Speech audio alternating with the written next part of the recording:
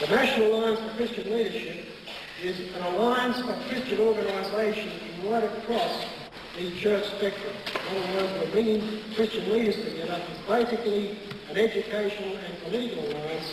We got basically involved in this because what we could see happening in the creationist area was legislation against free thought. And we were very much involved in finding the ID cards and what we call the human rights bill, or should I say the human rights bill. And we've been very much, we now have committees set up for the, what we regard as the Unconstitutional Commission. So that's basically where we're coming from. So we have very much a stake in this particular area of creation science because we do monitor a lot of literature. We know, for instance, that basically the trust is not just against creation but against Christianity per se. So I've made an announcement. I'll just pass over to Barry. This is Barry Williams, who's the current president of the Australian Skeptics. Thank you, John. Australian Skeptics is a non-political, non-religious organisation to investigate claims of paranormal and pseudoscience. In the case of creationism, the reason why we're here tonight, we regard it as just as much a pseudoscience as we regard astrology or New Age phenomena, trans-channeling. We feel that there is no evidence whatsoever to indicate that it has any scientific validity, and we defend that case. We produced a book on the topic, which is available in the foyer, if I hold it up the right way. And we also produce quarterly a magazine called The Skeptic, in which we cover a multitude of topics, one of which is creationism. Australian Skeptics will be holding their 4th annual convention at the Manningham Beliefs Club on Easter Saturday and Sunday. You will see the poster outside describing that. If you want any more details, you can see our people afterwards. I hope it will be a fun debate tonight, and thank you all for coming.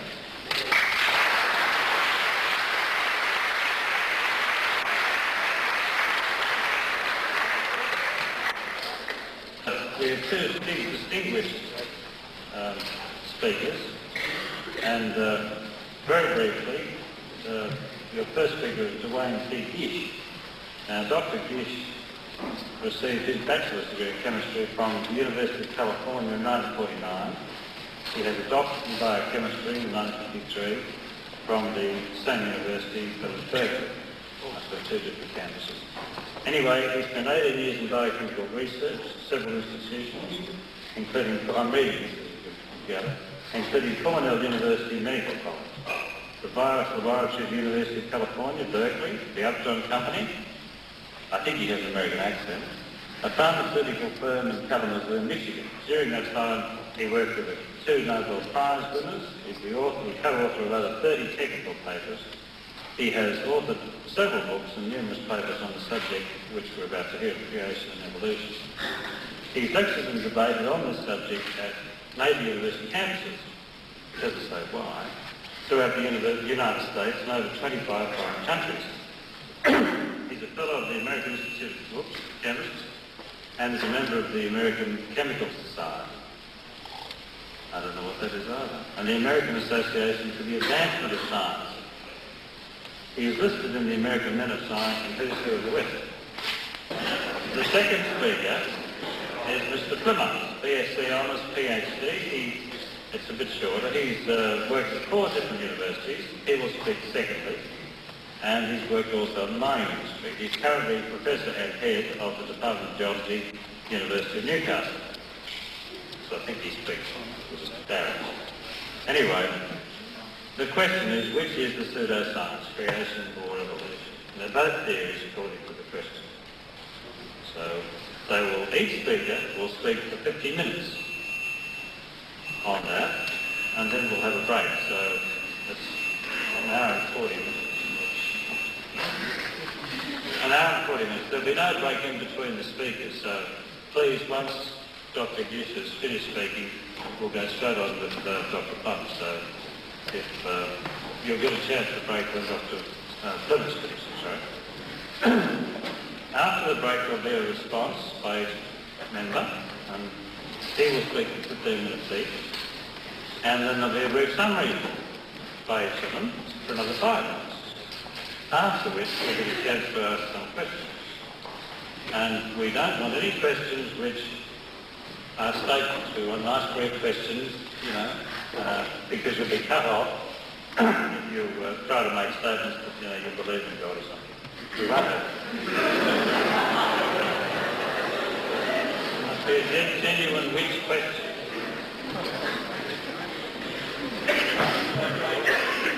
Not yet. And we'll have to wait. And apparently, if the questions are asked, we've got a microphone, so you'll all get a chance. But anyway, we're running a little bit late, so... Thank you very much, Dr. Plimer, and ladies and gentlemen. It certainly is a privilege for me to be here at the University of New South Wales and have the opportunity tonight to present for your consideration some of the results of my research on the subject of origins.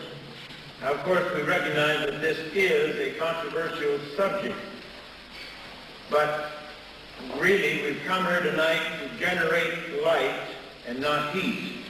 Of course, one of the byproducts of generating light is some heat, but we trust that this discussion will be congenial. We trust that Dr. Plimer and I can agree to disagree and still part friends tonight. What we are here for is to inform. And so we trust that as you leave this evening, you will have been informed, you'll find it interesting, and perhaps you will have gained a new perspective on the subject of origins. Now, I want to say, first of all, what is not being debated here this evening. We're not debating the age of the earth. We're not debating the biblical record of creation. We're not debating any biblical interpretation or theology. We're here to debate this question of creation versus evolution. What is the most credible, reasonable, scientific explanation for origins, creation or evolution? That's the real subject of the debate. How did the universe and living organisms come into being? Did they come into being by a naturalistic, mechanistic, evolutionary process, due to properties inherent in matter, or by the deliberate, planned, creative acts of a creator who is external to and independent of the natural universe? That's the basic question that we are debating here this evening. Now, these do involve, of course, our personal world views, and that's true not only of the creationists but also of the evolutionists. Richard Lewontin, professor of genetics at Harvard University, an evolutionist and whose standard secular view needs no defense, he stated in the introduction to Scientists Confront Creationism, published in 1983, that there is a fundamental contradiction between evolution and creationism. They are irreconcilable worldviews. End of quote. I agree with that. Now, if evolution is a worldview and creation is a worldview, they're equally religious, you see. They involve our personal view of the universe and reality. Must we explain origins in naturalistic, mechanistic terms, or is there a possibility that there is a God who's a creator? The origin could have been theistic and supernatural. You see, that is not a bit unscientific. Science is our attempt to observe, to understand and explain the operation of the universe and the operation of living things. It's our attempt to explain the here and now. Now, when we step beyond the limits of empirical science and try to explain the origin of the universe and the origin of life, you see we're outside of the proper limits of science. You see, there were no human witnesses to the origin of the universe. There were no human witnesses to the origin of life. As a matter of fact, there were no human witnesses to the origin of a single living thing. Those were unique events. They only happened once in the unobservable past, and you cannot repeat those events today. You cannot test a theory on how a fish may have evolved an amphibian or ape into man. You cannot test a theory on how the universe may have evolved. Those are untestable theories and supernatural. Now, what predictions would we make? You know, you weren't there. I wasn't there. Dr. Plimer wasn't there. We can have any witnesses, and how can we know? Well, we have the products, you see, either of creation or evolution.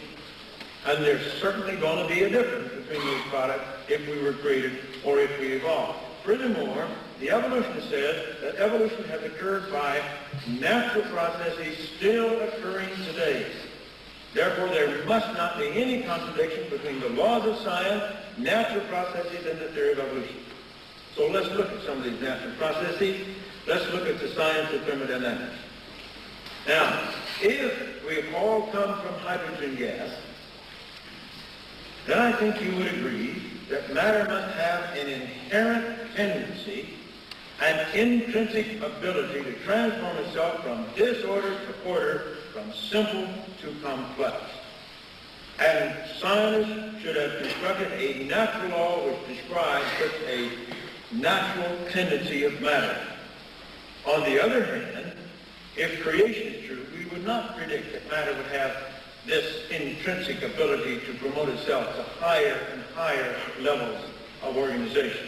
But if anything has happened since creation to change the initial created state, this could only promote matter downward, couldn't promote it upward. Therefore, on the basis of creation, we might expect that matter would have a natural tendency to go from order to disorder, from the complex to the simple. Now, you see, evolution says this way, creation says that way. Now let's go out in the real world and let's just take a look. Let's see what's going on out there. Well, first of all, let me point out, no scientist has ever recognized an inherent tendency of matter to promote itself from disorder to order, from simple to complex. That's not known. That's not the way things go in nature. But they always have a tendency to go in the opposite direction, from order to disorder, from complex to simple. As a matter of fact, this tendency is so universal, so unfading, it's been formalized as the second law of thermodynamics. Now, the second law of thermodynamics says many things.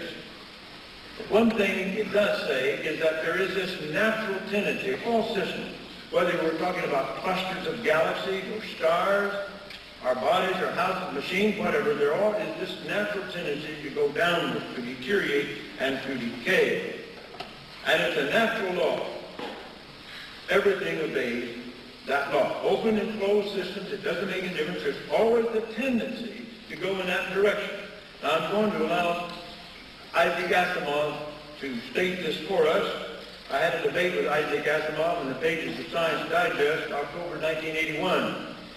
We were each allowed to write an initial argument. The editor exchanged these arguments, and then we wrote a rebuttal. And in my initial argument, I quoted the following statement by Dr. Asimov and challenged him to explain how evolution could take place in the light of the facts, as he so stated. Now, may we have that first slide? You want to turn on? Now, we need to dim the lights, and it's going to take just a little bit of time to get the lights turned down. Now, I'll read this for you, because I doubt if many of you can read it anyhow. Now, this was published by Isaac Asimov in the Smithsonian Institute Journal, June of 1970, on page 6. He says, and I quote, "Another way of stating the second law, then, is the universe is constantly getting more disorderly. Viewed that way, we can see the second law all about us. We have to work hard to straighten a room, but left to itself it becomes a mess again, very quickly and very easily. Even if we never enter it, it becomes dusty and musty. How difficult to maintain houses and machinery and our own bodies in perfect working order. How easy to let them deteriorate. In fact, all we have to do is nothing, and everything deteriorates, collapses, breaks down, wears out, all by itself. And that is what the second law is all about. End of quote. Now, ladies and gentlemen, it seems to me that if that is what the second law of thermodynamics is all about, the theory of evolution is in serious trouble. You see, there is this universal natural tendency for everything to go downward, to decay. Now, this second law of thermodynamics always applies to an isolated system, without exception. An isolated system is a system in which no work is being performed by anybody on the outside. It's a system into which nothing is being brought in from the outside. It's an isolated system. Everything that takes place within that system is a process of self-transformation. The second law says, without exception, that system will deteriorate, will become more random, less complex and ordered. It will never, ever, ever become more complex, more highly structured, and more ordered. Never. And yet evolutionists believe that the universe is an isolated system that started in a state of primordial chaos and disorder and simplicity and has transformed itself into this highly complex universe we have today, including the millions of living organisms on the surface. Ladies and gentlemen, that is a clear violation of the second law of thermodynamics. And nobody needs to stand up and start talking about open and closed systems. Because the universe, in the evolutionary view, is a closed system. It's an isolated system. The second law does apply to that. The universe simply could not have created itself. Creation science, this idea the universe has created itself is pseudoscience. That's not science. That's a violation of the laws of science. And if we're going to be scientists, we're going to say we're going to explain everything in the light of natural laws, then we ought to discard that theory because it violates that natural law. Now, furthermore, the whole universe is running down. You know, all the stars are burning up their fuel. Someday they're all going to be dead and cold, you see. That is, if there is no God. Or if God would not intervene, this universe is certain to die. Because inevitably, someday, all those stars will be dark and cold. The universe will assume one even temperature, no further exchange of energy, no life, no activity. The universe will still be here, but it'll be dead. Now, this is the question, which I have challenged evolutionists time and time again. I've never received a rational answer. If the natural laws and natural processes which now govern the universe are leading inexorably to its death and destruction, and if, as evolutionists believe, these natural laws and natural processes are all there is and all there ever has been, how could those very same natural laws create the universe in the first place? Is it possible that the very processes which are now destroying the universe could have been responsible for its origin? What sort of tortured logic would one have to use to reach such an impossible conclusion? Creation science rejects that notion as being irrational, unscientific, and simply pseudoscientific. It has no relevance to anything related to origins. And so the science of thermodynamics certainly demonstrates the universe could not have created itself. Now, what about the complexity, the order that we find in the universe? Could that come about by chance? Is it possible? Well, there are ways of calculating those factors.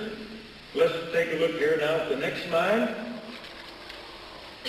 Here is the structure of an enzyme. This is ribonuclease.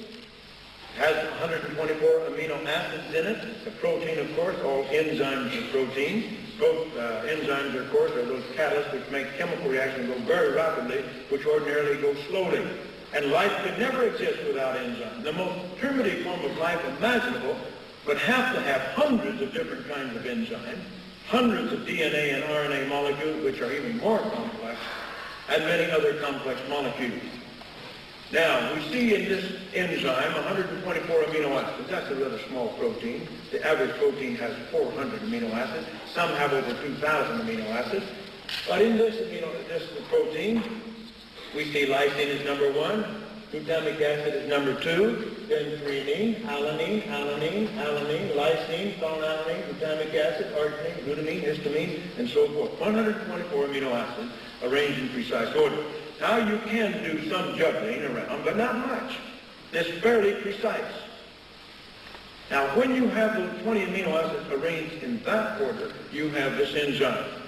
When you have 287 of those same 20 amino acids arranged in a different order in two chains, you have hemoglobin.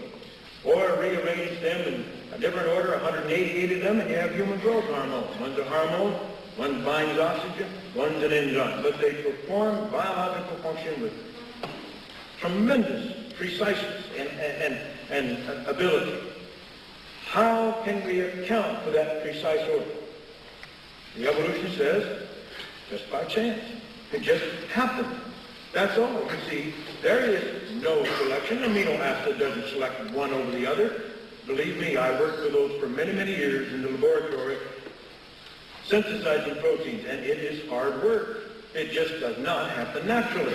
They don't select. There's nothing like that. There's nothing delivered or preordained. So it's purely by chance. What is the probability we're going to get 124 amino acids arranged in that order? 1 over 20 times itself 124 times. Believe me, ladies and gentlemen, that is the probability is absolutely zero.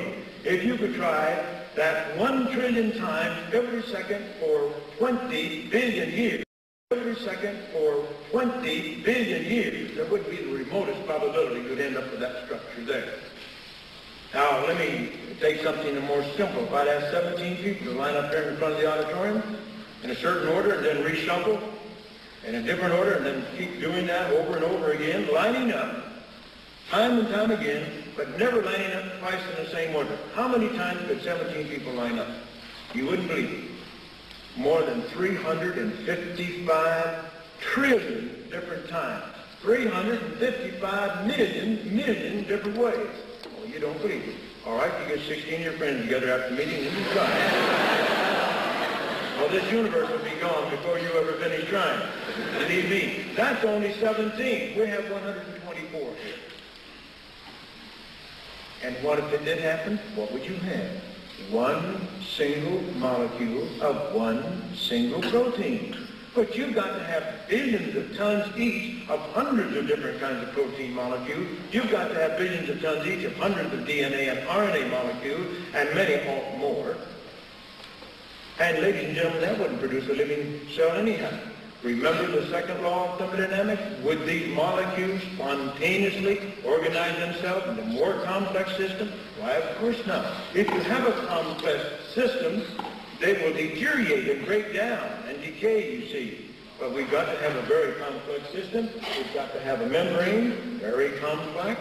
We've got to have energy factors, protein factors. We've got to have the genetic material, and it must be put together in just a particular fashion. Life is not a bag of chemicals. Those elements are arranged in precise fashion. Would that ever happen on this earth through the ordinary processes of chemistry and physics? Absolutely not. Anybody who believes that has tremendous religious faith. That's all I can say.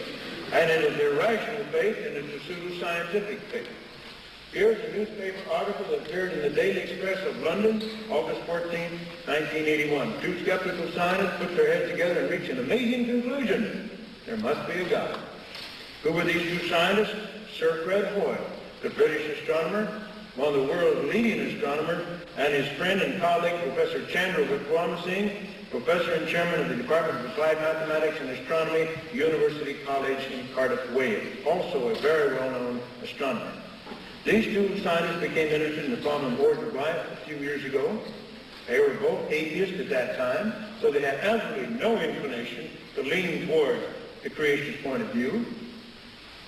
But they calculated the probability of life evolving on this planet in 5 billion years. The probability, 1 chance out of 10 to the 40,000th power. That's 1 out of the number 1 followed by 40,000 zeros. I assure you, ladies and gentlemen, that's just flatly zero. But they said, after all, there's 100 billion galaxies in the universe. Each galaxy has 100 billion stars. Let us assume that every star in the universe has a planet like the Earth. Let us assume the universe is 20 billion years old. Now let us calculate the probability of life evolving somewhere in the universe in that 20 billion years. The answer? Forget about it. The probability was so low it was essentially nil or zero. Sir Fred Hoyle said the probability of evolution is equal to the probability that a tornado sweeping through a junkyard would assemble a Boeing 747. Now, I tell people, if you want to believe that, that's okay, but let's just don't call it science. You see, there's a tremendous religious faith, and it's a religious faith that is irrational and certainly pseudoscientific. These scientists did not become creationists. By the way, they're not Christians. They don't believe in the Bible or anything like that. But they do believe that wherever life exists in this universe, it had to be created.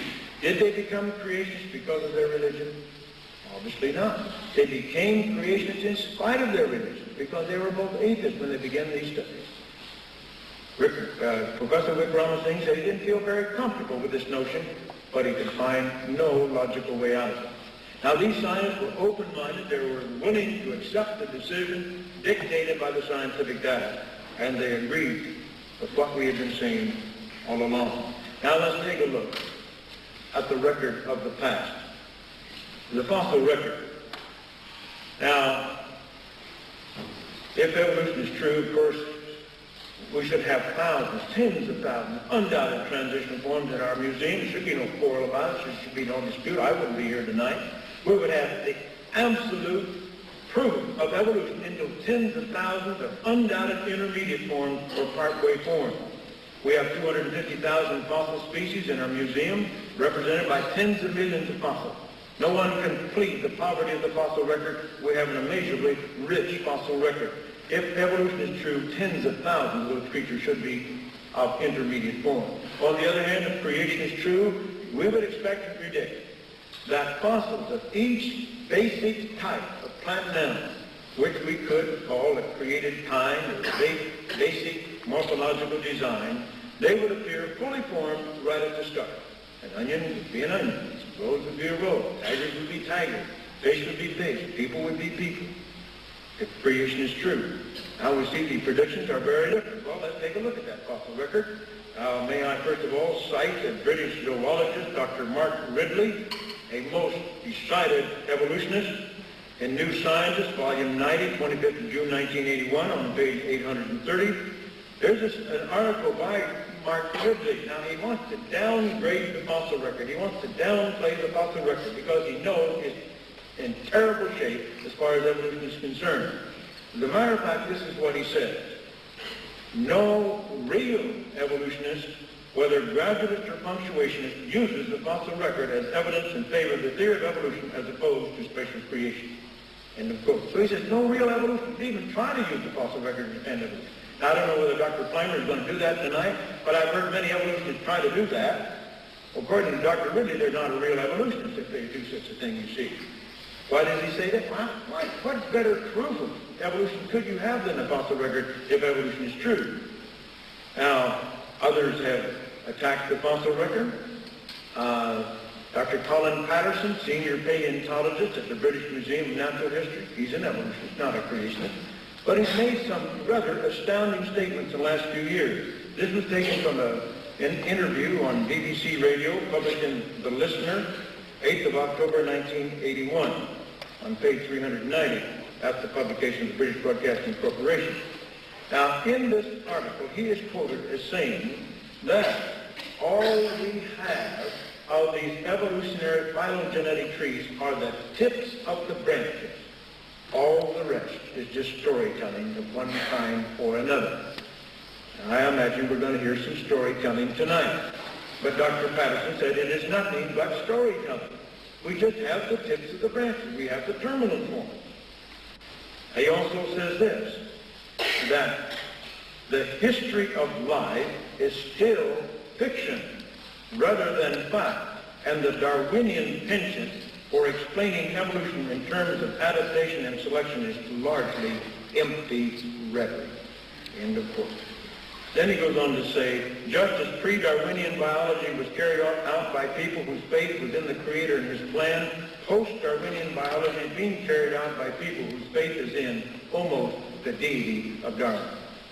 Now that's by an evolutionist. That's by a paleontologist sitting among millions and millions of fossils. And he stated in a letter that He had not included any examples of transition forms in his book on evolution because he said he didn't know of any, either among the fossils or among the living. Well, let's take a look at some major aspects of the fossil record. Now here we see a reconstruction of animals and fossils that have been found in Cambrian rocks. It is believed by evolutionary geologists that these rocks began to form 600 million years ago and formed during a period of 80 million years. I don't have the foggiest notion how you get fossils under those conditions. You have to have a catastrophic sudden burial to get fossils. Here we have billions times billions of fossils of these creatures. Seems to me to speak certainly of catastrophe on a mammoth scale. But however they formed, we have a great variety of complex invertebrates in these Cambrian rocks. We have jellyfish, we have sponges, we have sea urchins, we have the swimming crustacean cynial, trilobites, we have the sea lily, we have clams, snails, brachiopods, worms, and a tremendous variety of very highly complex invertebrates. Evolutionists say these creatures came from a little microscopic single-cell organism, something like a bacterium or algae or amoeba or something like that, during hundreds of millions of years of time. Now, there's been many reports of the discovery of little microscopic bacteria and algae in the fossil record. Now, if you can find fossils with little microscopic, soft-bodied, single-cell organisms, you certainly can find fossils of everything in between. Ladies and gentlemen, we do not have a single ancestor for one of these creatures, not for one of them. There are no ancestors for trilobites. The first trilobite was a trilobite complete. There are no ancestors for sponges, there's no ancestors for jellyfish, there's no ancestors for a single one of those creatures, not one. We have a tremendous explosion of these creatures. I'm aware of the Ediacaran fauna found here in Australia and other places around the world. They were very complex creatures, soft-bodied, complex creatures, and they could not possibly be the ancestors of the Cambrian animals because they are very, very different. According to Seilacher, a German paleontologist, Stephen J. Boone, and others, they could absolutely not be ancestors of the Cambrian animals.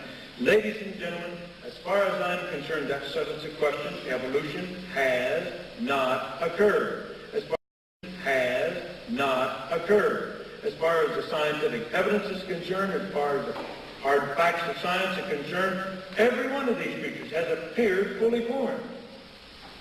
Now, ultimately, the vertebrates supposedly evolved from the invertebrates, and these invertebrates have no ancestors, so we have no ancestors. Now, furthermore, one of these creatures supposedly evolved into a fish, the first vertebrate. Suppose they are vertebrates, internal skeletons, in contrast to these invertebrates. Evolution says it took 100 million years for an invertebrate to evolve into a fish. Why, we'd have billions times billions times billions of those things would have lived and died during that 100 million years. Our museums should have millions upon millions of their fossils. They don't have one. Not even one single fossil of an intermediate between an invertebrate and a vertebrate. The ichthyologists say that every major kind of fish that we know anything about appeared fully formed right at the start. They have their origins firmly based in nothing. Now, ladies and gentlemen, that's the fact. Now, you can believe anything you want to. By faith, you can believe a fish evolved from one of those invertebrates, but you don't have one iota of evidence for it. And ladies and gentlemen, you cannot have 100 million years of evolution and not leave a trace. We ought to have billions of those things, billions times billions, and we don't even have one. Ladies and gentlemen, vertebrates do not have ancestors. We are vertebrates, so we don't have ancestors. Now, you see, that just simply settles the question. Why should we argue about Archaeopteryx? Why should we argue about Australopithecus? The evolutionists themselves argue about that. Here are gaps that are absolutely immense. There's no question about it. There's no dispute. No evolutionist in his right mind would question the statement that there are no ancestors for fishes. And that settles the question.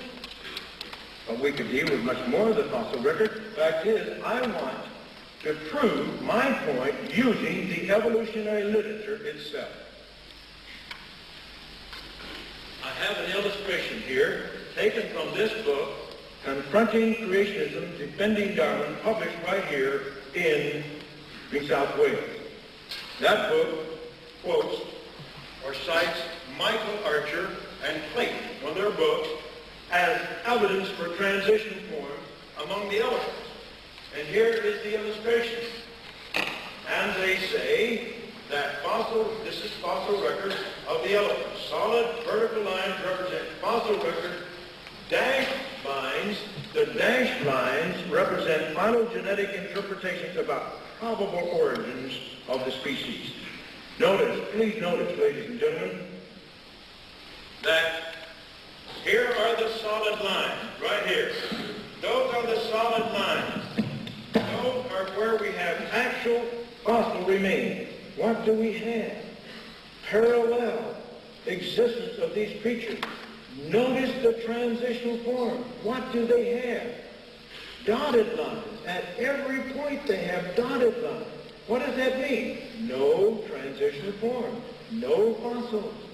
Here, from their own mouth, out of their own book, they have proven that they don't have the transition form. They've shot themselves in the foot. That's what they've done, and you see this. Here are the solid lines. That's the actual fossil. Notice the dotted lines. That they merely think, they merely believe, they merely imagine that there were transition forms. Look, there are no transition forms. Now that is supposed to be their example. They cited this as an example of evolution between some basic types of creatures. There are no transition forms. There are no fossils there. And so we see, ladies and gentlemen, that they themselves have proven that their case is certainly based upon a house of cards. It's not evidence at all. It's supposition. They believe it, but they don't have the fossil. And that would be true, of course, of all their many other examples. And I think that simply takes care of the fossil record, although we might want to look at a few things about human origins. Could you turn that to maybe have that on, please, Mike? Very quickly, I want to take a quick look at human origins. It's the Australopithecines, first discovered in 1924 in South Africa. The skull that you see in the lower portion of the slide was the skull discovered by Dr. Louis Leakey and his wife Mary in 1959 in East Africa. Donald Johansen has discovered a series of these creatures, Australopithecus afarensis, in Ethiopia. One of them is a female, about 40% complete. He says she had the jaws, the teeth, the face, and brain of an ape, but she walked upright in the human manner. Lucy gained great fame because she's supposed to be an ape walking erect. And that's what we are taught in our textbooks and what we read every day. But ladies and gentlemen, there are many scientists who do not believe that, and some are evolutionists. Lord Zuckerman, very famous British anatomist, for 15 years had a scientific team that studied these fossils of creatures 1 to 2 million years more recent than Lucy. Therefore, it should be more man-like. You see, more upright, if anything. And Dr. Charles Oxnard, now at the University of Southern California, studied their postcranial skeleton, their foot bones, leg bones, knee joint, pelvis, and all of that. And these scientists, although they're not creationists, have stated that these creatures did not walk upright. They are not intermediate between ape and man, and they certainly are not our ancestors. Now, if you knock this creature out of the family tree of man, there's just not much left. Here's a Piltdown man, discovered in 1912. A few fragments of a jaw and a few fragments of a skull. And for 50 years, he was touted as our ancestors until he was proven to be a hoax by a chemist. Somebody had taken the jawbone of a modern ape, a human skull, had treated them with chemicals to make them look old, had filed the teeth to make them look man-like, planted the bones in the gravel pit, and fooled the world with greatest stories for nearly 50 years. Because, you see, this is what they had expected to find or wanted to find. Then in 1922, one single tooth was discovered in western Nebraska. Brought to the attention of several leading evolutionists. They were very excited by the discovery of this tooth. They believed it had characteristics intermediate between ape and man. And they called this creature Nebraska Man. In 1922, the Illustrated London News published a picture of this Nebraska Man based upon the descriptions of the scientists. We see that here in this slide on the right. We see Nebraska Man, we see his wife, we see the tool that they were using, all based upon one single tooth. Science is really a fascinating subject, isn't it? Well, a few years later, they discovered some additional remains of this creature. He turned out to be neither an ape-like man nor a man-like ape. He turned out to be a pig. That's right. It was a pig's tooth. Sometimes I'm tempted to say that this might have been the case when evolutionists made a man out of a pig, and the pig made a monkey out of the evolution. But in any case, these were good scientists. They were careful scientists. They were honest scientists, but they believed they were seeing something because they wanted to see it, because they, you see, thought they were seeing it. Now here we have Neanderthal man. This is the version of Neanderthal man that's been in our museums for nearly 100 years. Primitive subhuman creatures, long-armed, knuckle-dragging, beetle-browed, stoop-shouldered, bow-legged subhumans. It turned out that all these so-called primitive features were pathological. He suffered from arthritis. The reason some of them didn't walk upright, had a bad case of arthritis. Furthermore, they all suffered severely from rickets, which causes the softening of the bones and the malformation. And it turned out that all of these features were simply pathological. This is the modern version of Neanderthal man from the American Museum of Natural History, and you can see that he is indeed Homo sapien. About 30 years ago, a couple of scientists published an article about Neanderthal people, and they said, now really, if you take Neanderthal man, give him a shave and a haircut and a bath, put him in a business suit, place him on the New York subway, no one would take a second look. Well, that was 30 years ago, and of course today you wouldn't have to give him a shave or a haircut, would you? Some circles in San Diego, you wouldn't even have to give him a bath. Well, he wasn't our ancestor, he was man. You see, Piltdown man was not our ancestor, he was a hoax. And Nebraska man was not our ancestor, he's just simply a pig's tooth. Ramapithecus was not our ancestor, turned out to be an orangutan. I think the record here speaks for itself. Now let me, closing, ladies and gentlemen, I want to challenge Dr. Plimer, any evolution, to explain metamorphosis, particularly in the monarch butterfly. That's an incredible process. This next slide, we see the monarch butterfly, and indeed a very beautiful creature. He lays eggs. The egg on the right is developing, and he develops into a caterpillar. He goes through several stages. This is the final stage, and now he decides somehow he wants to become a butterfly. I guess he started out by hang gliding or something, I don't know how. But here's the way he actually does it. He fastens himself to the underside of a limb, and he's curling up now. His head's going up there. He makes one last mold. He's molding that external cover, and he constructs a cocoon and becomes a mass of jelly.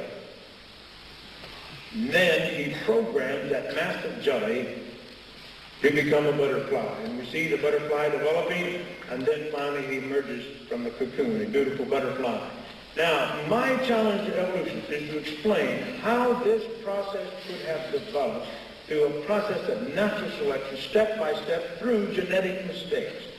You see, we have a caterpillar. He has mouth parts to chew leaves. He crawls. That's his mode of life. Then he becomes a butterfly. Now he has wings.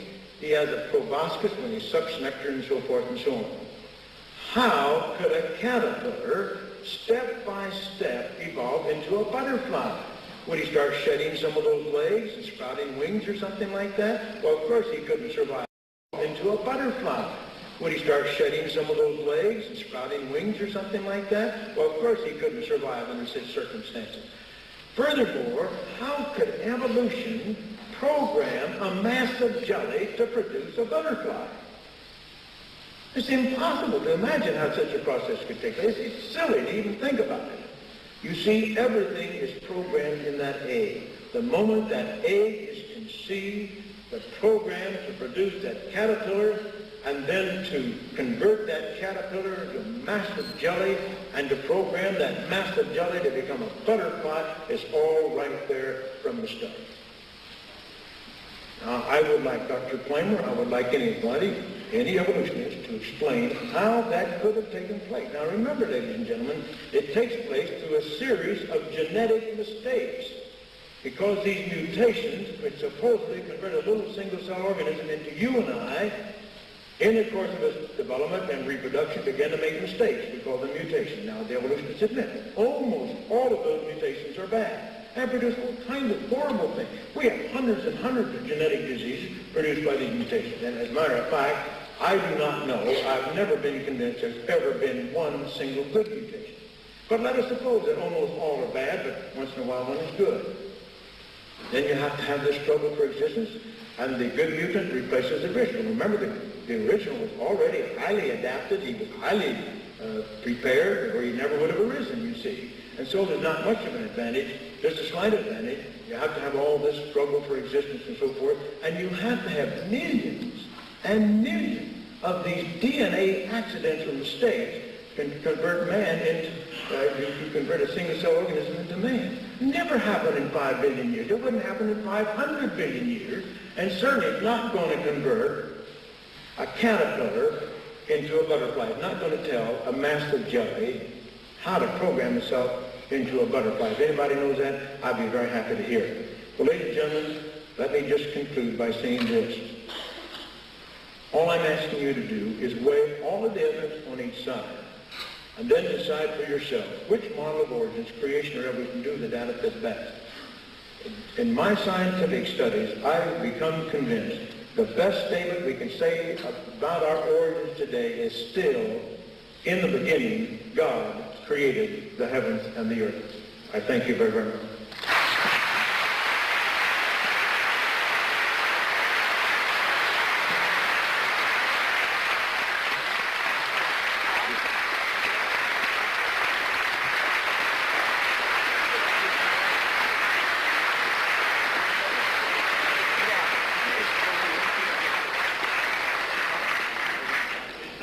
Without further ado, I now call on Dr. Plimer to present the case for evolution and argue that it is not the pseudoscience that Dr. Gish would have us all believe. Yes, thank you, Dr.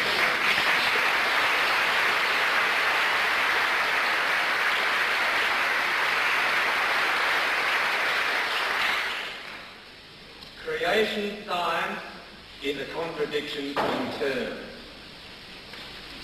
I accuse the leaders of fraud, perversity, heresy, fabricating their evidence, and lying about scientific evidence.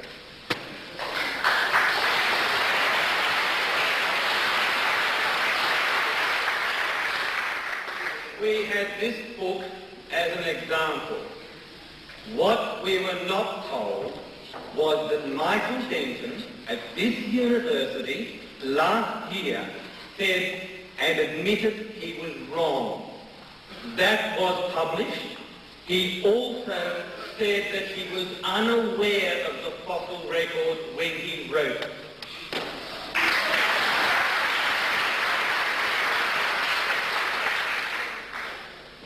Creationism requires a young Earth, not a geological age, a very young Earth. So we're not talking about thousands of years as a geologist. We are talking about thousands of millions of years. So we are talking about a factor of 1 million. Creationism requires catastrophic events. As we heard in the Cambrian, we have to have some catastrophe to get these possible. I want to investigate the implications of creationist science. I want to look at their publications. I want to look at how they communicate and teach their science. And I want to look at how they get their data. Let's first look at catastrophic events. One of the major arguments used is the Great Flood. The bulk of this continent, this Earth, sediments and fossils, we hear formed in the Great Flood. And we have a split in their science there.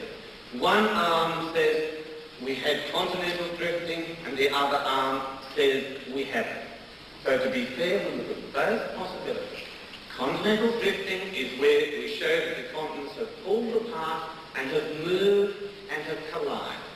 This is a massive process.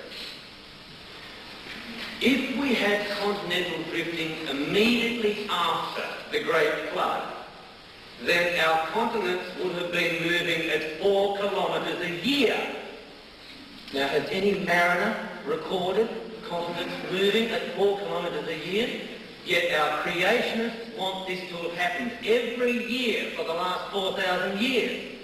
Why did Columbus go in 1492? If he went 500 years earlier, it would have been 2,000 kilometres closer.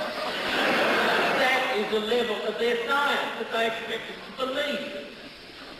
If we have the continents pulling apart at that rate immediately after the Great Flood, and this is the theory of one of the doyens of the creation, Chesterfield. We'll come back to him later.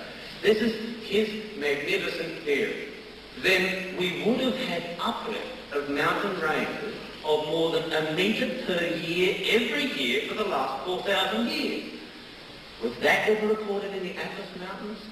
In the Alps? In the Andes? Has anyone seen mountains go up a metre a year? No, but that's the sort of science they want to teach us. When we pull apart the crust, we have enormous catastrophic processes which take place. We have earthquakes, we have volcanoes, and we have tidal waves. If we pulled apart our continents in the last 4,000 years, that's since the Great Flood, we would have had an earthquake, catastrophic earthquake, much greater than the one that hit Tokyo yesterday, a catastrophic earthquake every 6 minutes for the last 4,000 years. Never happened. We would have had a catastrophic volcano every 12 minutes. So much dust thrown in the atmosphere that the atmosphere would have been cool because it would have been perpetually dark. We would have had a nuclear winter for the last 4,000 years since the Great Flood, if we believe this sort of science. The cooling of new volcanic rock requires circulating seawater. We have, using these calculations, 270 cubic kilometres of new volcanic rock that must have come out of every one of the Earth's 500 volcanoes. Every year, every volcano for the last 4,000 years would have thrown out 270 cubic kilometres of rock. We haven't seen it, because we've got to cool all that rock. If we cool it with seawater, our seawater temperature becomes above 100 degrees Celsius. We also have a massive process from our volcanicity and our earthquakes giving us tidal waves. So we have an earthquake every 6 minutes, a major volcanic process every 12 minutes, covering the earth with gases and dust, and every 18 minutes a tidal wave. Now the simple question is, if this has happened every 6 minutes, 12 minutes and 18 minutes over the last 4,000 years, why wasn't it recorded in history? We have a continuous record of history. That's the sort of science they want us to believe. Now, the only possible answer I can give you is that how can you write history when every 6 minutes your deck wobbles, it's permanently dark and you get hit with a tidal wave of boiling water every 18 minutes? That is science. Okay, let's look at the other possibility, that we haven't had continental drift when we've had this great catastrophic flood, where we've had a sudden burial. If we're going to have a great flood, as a scientist you ask the question, where does the water come from? We have had 4.4 billion cubic kilometres of water to cover this earth in a great flood. Where does that water come from? If it comes from the atmosphere, from the vapour canopy, then that requires atmospheric pressure to be 840 times greater than today. That requires the atmosphere to have 99.9% water vapour and 0.02% oxygen. Not really an ideal pre-cruise atmosphere, is it? To condense that water into rain would require a raising of atmospheric temperature to 3,500 degrees Celsius. So it's quite clear. From very simple school child physics that we couldn't have had a great flood by an enormous amount of rain. Okay, well the other possibilities come out of the earth, bubbling out of the earth. We know from drilling deep holes that the porosity of the Earth's crust is a long way less than 1%. The second thing is we know from drilling holes that the water gets hotter and hotter and hotter, and we get temperatures of 300 and 400 degrees Celsius in the crust. So if we were to have 4.4 billion cubic kilometres of water for our catastrophic event to form his fossil, our water would have come out onto the surface at 350 degrees Celsius, and we would have been on a crust that had a porosity greater than 50% quicksand. The whole crust would have been quicksand before the Great Flood. We don't have any record of that. But that's the sort of stuff we're expected to believe. Let's look at a few of the other problems. If we didn't have continental drift, then to explain the creationist argument, we have a minor logistics problem. Noah would have had to have gone to Australia to collect the endemic species from here. He would have had to have gone to Cape York, to Central Australia, to Tasmania, maybe even punished himself and gone to New Zealand and gone to the Andes to collect the fauna and flora there, gone to the Gobi Desert to finish Lapland. He had to do all of that before the Great Flood. Is it really scientific to expect that poor Noah went on an uncharted, unknown world to collect the 2 million known kinds of animals we have? Very simple. The logic doesn't work. Then we've got a bit of a problem when we're on our ark. We have many organisms that do not survive in zoos, let alone in an ark, in wildly turbulent conditions. We have many animals that require very special diets, like the koala, or like the carnivores, or his colleagues are trying to tell us that the dinosaurs were on the ark. Dinosaurs 30 metres in length on an ark 155 metres long and 15 metres high. Now what would happen if those dinosaurs, that dinosaur pair of 30 metres in size, decided to populate on that ark? That's the sort of logic. They recognise they have a fundamental logical problem. So they say, well, we have young dinosaurs, hence copulation is more likely. So the logic doesn't work. But let's then look at our 2 million kinds of organisms which we've had on the ark. They came in pairs. So we have 4 million on this ark. So we have 2 million organisms today. And in the fossil record, all those organisms which were wiped out in the Great Flood, we only have 200,000. So in 4,000 years we've gone from 200,000 to 2 million, and that's evolution. That's using their figures. So it's very clear that we have major problems if we want to look at catastrophic progress. But let's look at these 2 million organisms on the ark. Many of these were meant to have survived the catastrophic process. Now, how did some bacteria and virus, which lived for less than a year, how did they survive on the ark? How did the humans survive on the ark? Humans have a number of diseases that no other organism carried. Now, the humans on the ark must have carried measles, a type of pneumonia, typhus, typhoid fever, smallpox, polio, and good old syphilis and gonorrhea, leprosy, 4 types of malarial parasites, 2 types of tapeworm, intestinal worm, a pinworm, 3 types of lice, and on we go. So what Noah's family had to carry makes AIDS look like a minor cold.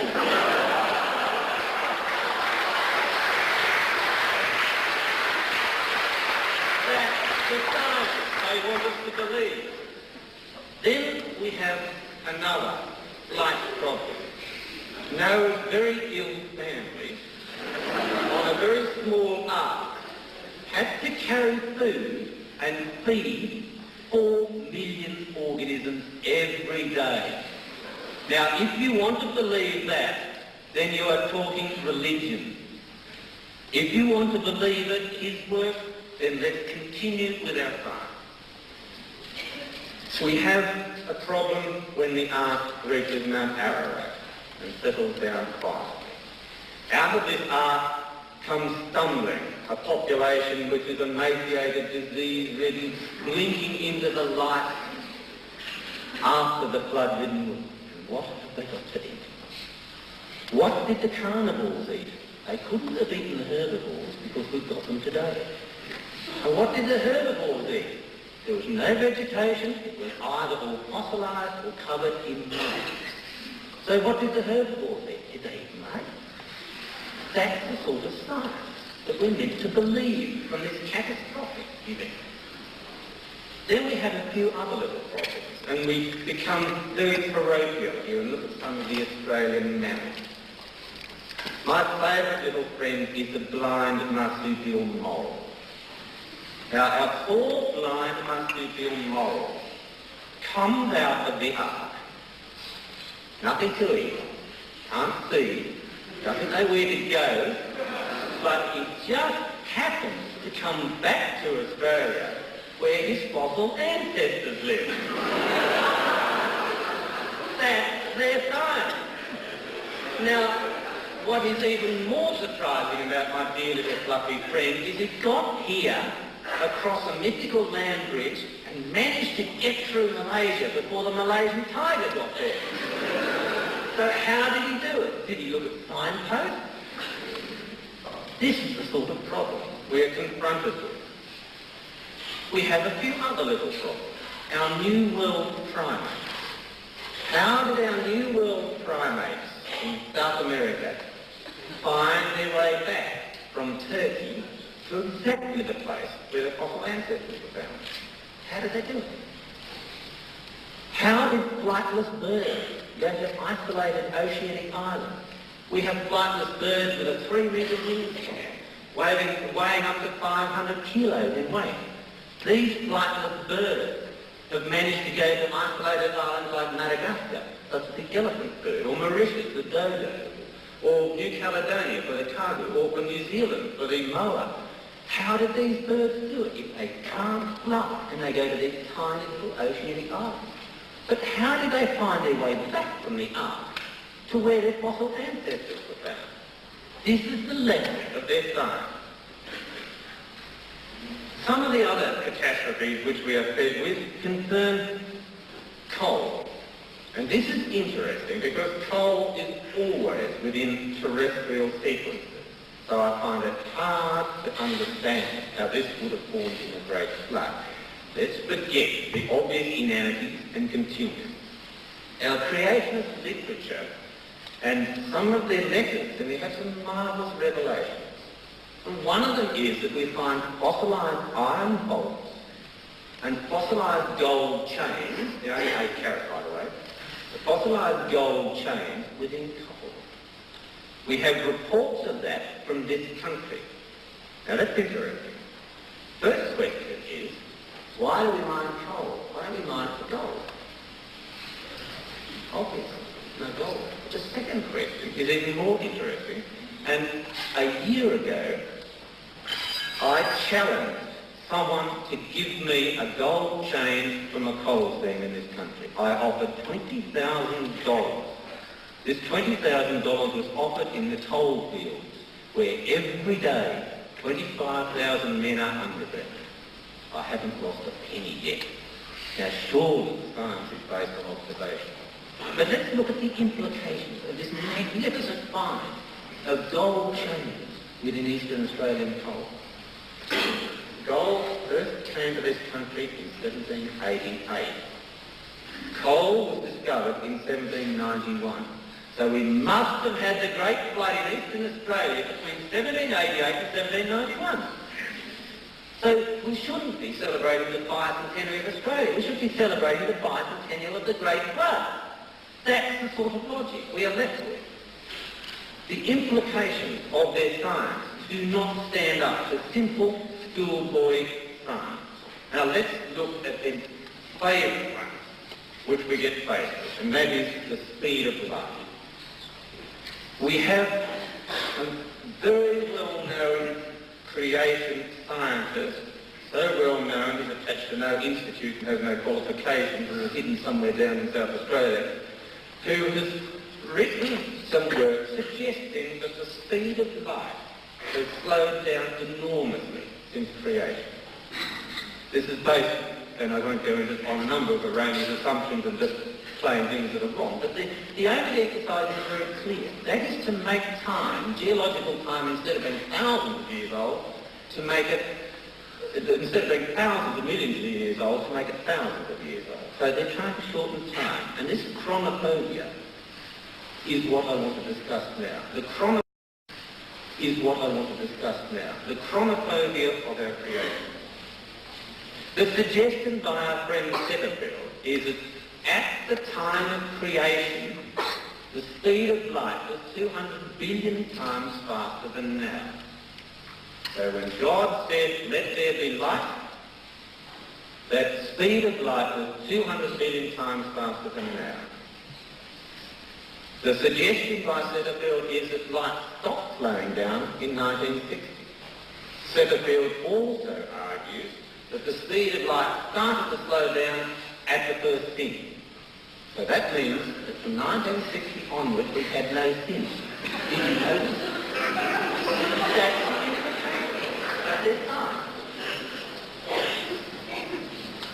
Let us now look at a very simple equation. Einstein's equation, which most of you would learn from comic books or television.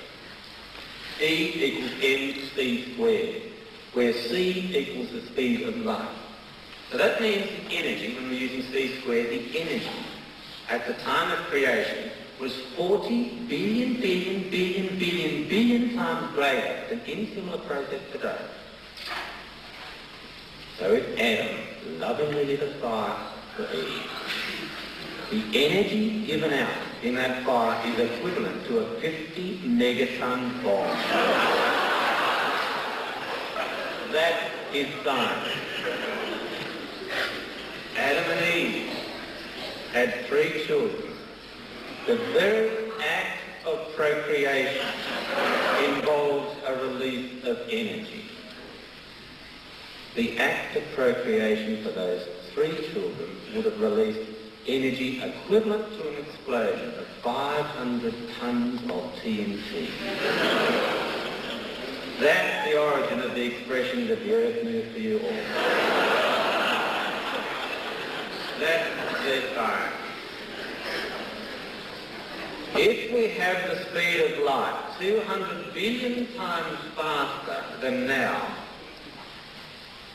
and we could see things, then the only form light could have been in would have been as high energy gamma radiation. Radiation thickness within minutes, death within hours. So that is the sort of science we are confronted with when our creationist friends want to change the fact. Something I want to talk about later, when they want to change a fundamental, like the speed of light, You look at the implications of it and it is ridiculous, because that's what it is. The second law of thermodynamics. Tonight I got very frightened to learn the universe was running down. I really think that once you know the universe is running down, you should join up. That's the aim of the exercise, of course. But the second law of thermodynamics is an interesting argument that is always used. I heard exactly the same argument on Wednesday by Dr. Gish. It was just cranking the same handle. First, we start with the second law of thermodynamics.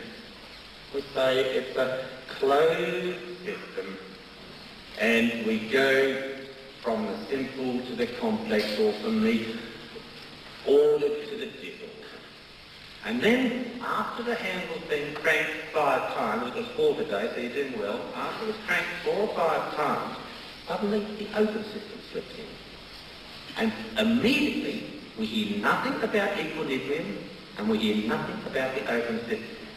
So if we use his arguments, and he's very keen on chicken, so let's use one. We start with an egg. It is a closed system. You put a bit of energy on it and keep it like that for a little while, and the egg becomes a chicken.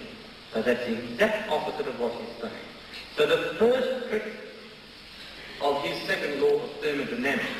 is that he omits to tell you two fundamentals.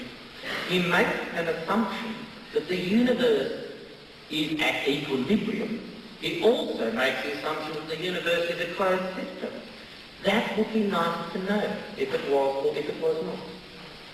We also heard this, I heard from him on Wednesday, how when we have the second law of thermodynamics operating, everything's running down, and please join up and pay your money because the world is ending quickly. And we heard a magnificent statement about wearing out molecules. I would like to know how you can wear out an oxygen molecule. How do you do it? Do you rub a few electrons off on the outside, or do you selectively pluck out a few protons? That's what we're getting to. We have a number of red herrings which we are continually fed. Most of them are because there is no attempt made to get to the source. I was bewildered to hear about Nebraska Man tonight.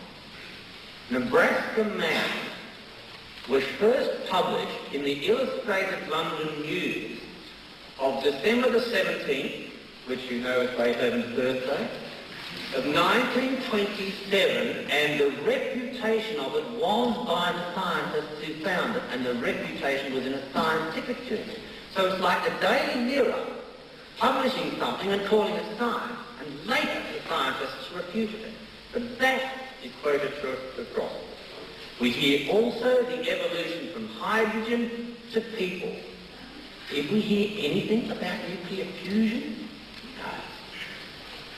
So we are always not given the complete story, and if we go back to the source, we have a few problems.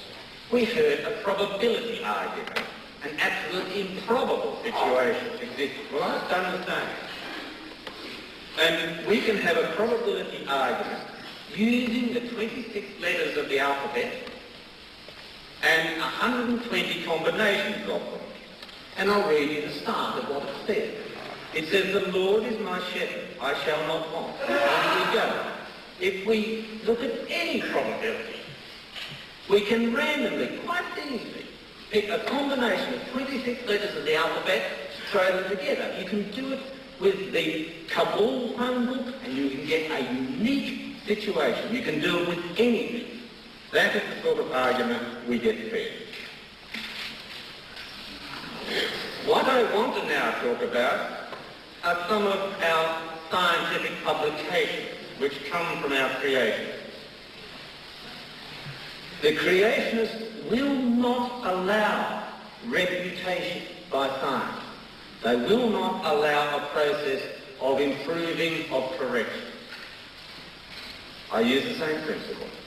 And I used our friend's book, or booklet, it's more like a comic, which was called Are You Being Brainwashed?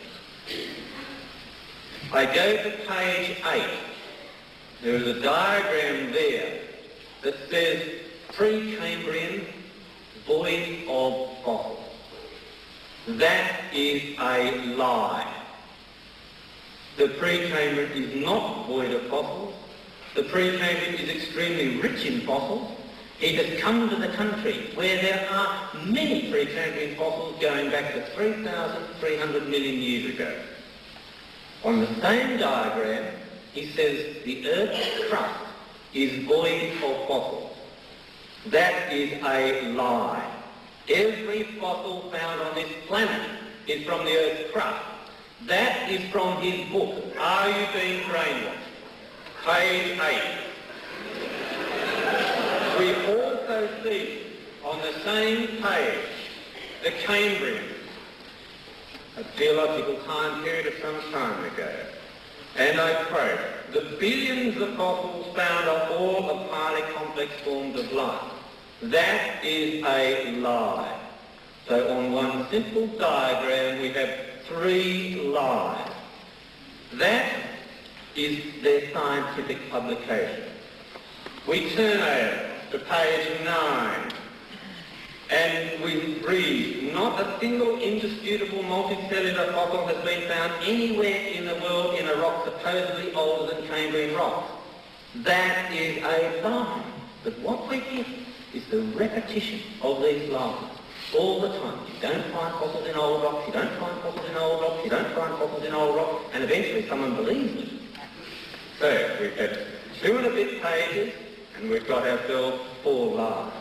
Now we have an interesting situation here, because one of the Australian creationists, Andrew Snelling, and I quote, he says, Precambrian rocks are either rich in fossils or they commonly contain abundant organic matter, which is the remains of fossils.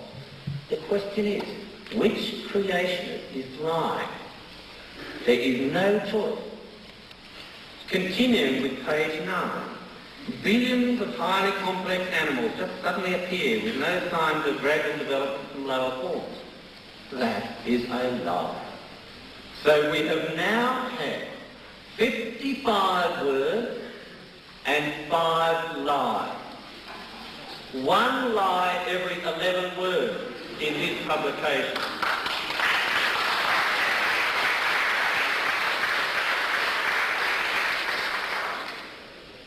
I asked him, how can the fossil record be so cruel to creation? And the answer is, you fabricate, you ignore, you say it doesn't exist. Now we've had it 5 times in 2 pages. Second law of thermodynamics, I counted it on Wednesday, 32 times in 50 minutes. So you just crank the hands off, the same stuff coming out all the time. Okay, now let's look at the way they teach their science. There has been a move in this country and elsewhere to have creation science taught at the same level, the same bias as evolution science. Unfortunately, science is integrated. You cannot pluck out evolution science, which is why I'm talking about physics, geology, and later on a few other very interesting things. And I go to Smith School in Livermore in California as an example of how creationists teach their science. Smith School in Livermore, California was awarded a grant for 6 gifted 12-year-old children. This was a grant for special learning. I have the order form from the teacher, Mr. Baird, and it documents what he ordered. Not the 6 children, but the 30 children. He has ordered material from the Institute of Creation Research and nothing else. That is fraud, and that is being dealt with currently in the courts. So when you let them into the school, we start to have just a little bit of fraud creep in, just an innocent error, but just creeps in. Those 30 children had a course entitled Creationism and Evolution. Much of the material ordered was material written by Gish. Some of it was written by one of his colleagues, Gary Parker, and I quote from his little comic book that was given out to the children in this course. And the comic book is entitled Dry Bones and Other Fossils. And it says, and I quote, evolution is based on the belief that you have to explain everything without God. I'll say it again, if it doesn't sink in. Evolution is based on the belief that you have to explain everything without God. That is perverse and it's heresy. So you give them an inch into our schools, and that's what they do. Now the science course that these 12-year-old children were taught, the only material they were given in this course on creationism and evolution, the only material they were given was from the Institute of Creation Research. This teacher, Mr. Baird, gave them a lovely balanced course. Now, how do I know that? I have the children's original worksheets, directing them what to study and how to do it. I also have the children's pre-test study sheets, telling them where the information is and how to do it. So I have the children's information from a school. These are 12-year-old kids, and they are being directed to look at only one source in apparently a balanced course. I have the children's final examination paper from Smith School, Livermore, California, his state. And we have a remarkable situation exists. These 12-year-old kids, after a balanced course on creation and evolution, were forced to make a decision between creationism and atheism. Not creationism and evolution, creationism and atheism. Now what happened was that the 6 gifted children rejected creationism.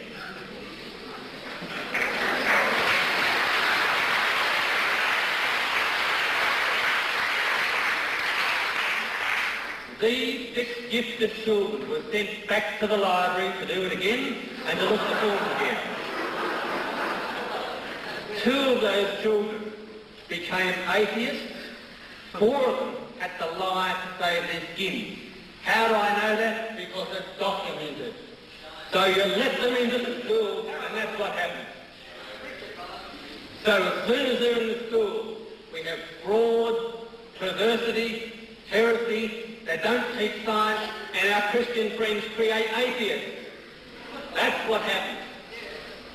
Now let's look at how they get some of their data. We have documentation of the way in which our friends acquire information, gather their data, and disseminate it.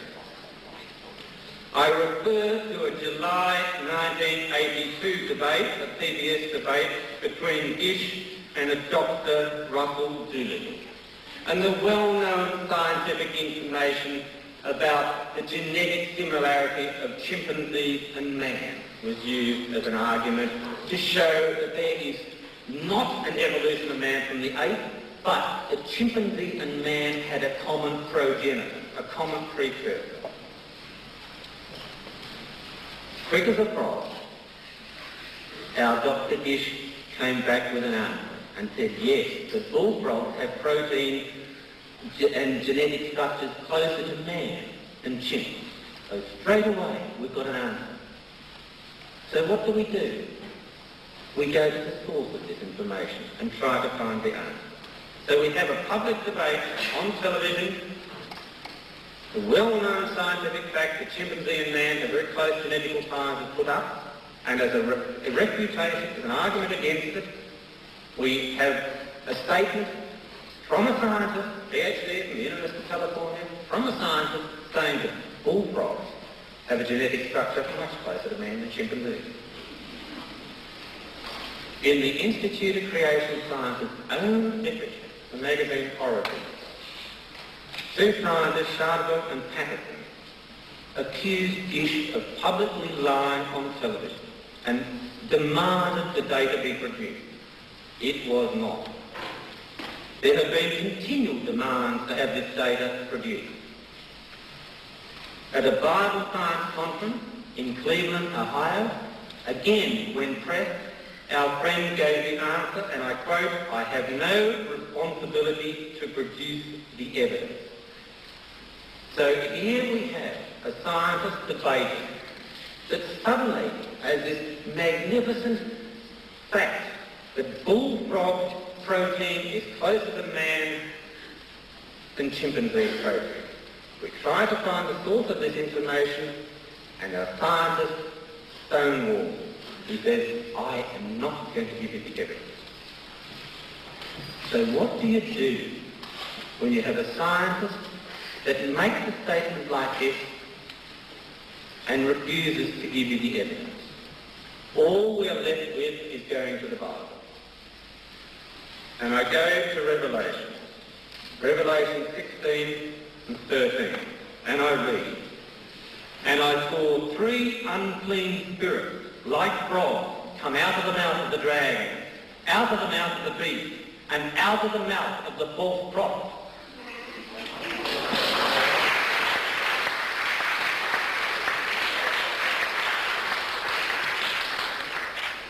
So when we chase the source source of the information, we find it is fabricated. That is the only creation I can find. Creation of facts ex nihilo. Creation of facts out of nothing. When we look and try to find the information, we don't get it. And we are left with only one alternative, that we have uncleanliness coming out of the mouth of a false prophet. That is the sort of science that is generated from our creation. So we have a situation where, when we look at the implications of their very, very simple science, that it is absolute idiocy. When we have a look at their publications, we find an interesting statistic. 1 in 11 words is a blatant lie. It is well documented in all books that we have pre-Cambrian fossils. 1 in 11 words is a lie. We have fabrication of data. We have this publicly on television, and the only alternative we've got, I have given you.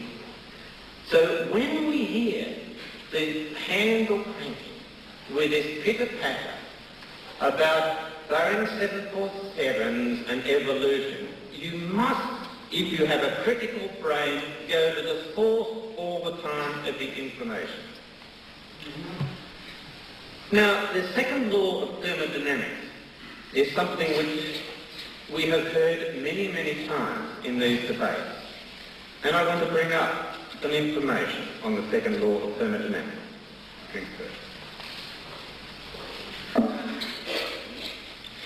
Our second law of thermodynamics argues that we have order going to disorder. Or, in a closed system, we have information which is just slowly running down and running down and running down. I've looked at issues, performance in states. Now, in this country, we have an organisation called the Creation Science Foundation Limited. It is a company. It is limited by law. All their documents are submitted to the Corporate Affairs Commission. These are public documents. No problems in getting them. So when we go to the Corporate Affairs Commission in Brisbane and have a look at the Creation Science Foundation in this country, we find there are 7 members only. 7 members. All of you other people have been giving money, but you're not members. You have no power, no voting rights. We have 7 members. That is a closed system.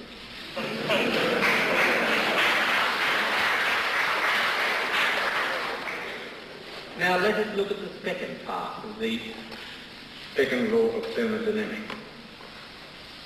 When we look at the Creation Science Foundation Limited account, very easy to find, public information, we find that in the year 1985, $92,358 just vanished, disappeared. That is order to disorder.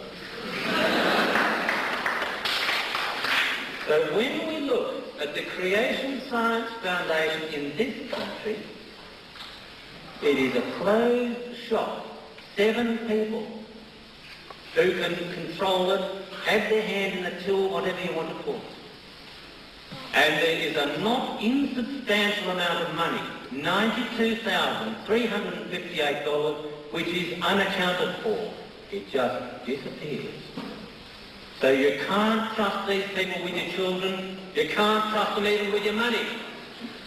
So that is the record in this country. Documented public information. Very, very easy to get. You just walk into the Corporate Affairs Commission and find.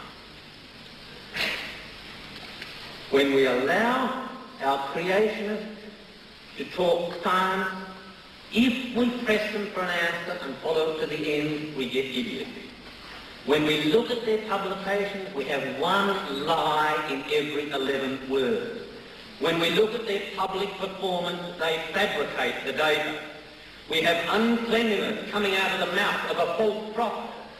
With their teaching of science, it is based on fraud, on perversity, on heresy. They don't even teach science, and they create atheists. This is the organisation we have. And then when we look at their accounts in this country, we have an enormous amount of money that just is unaccounted for. So are we talking about scientists? Are we talking about missionaries? Are we having lies told for God? Are we having lies told for mammon? No. There is only one conclusion that you come to when you have a good look at the operations and activities of the Creator. They are telling lies for mammon. Here is Satan. He wants God's blessing for the devil's work.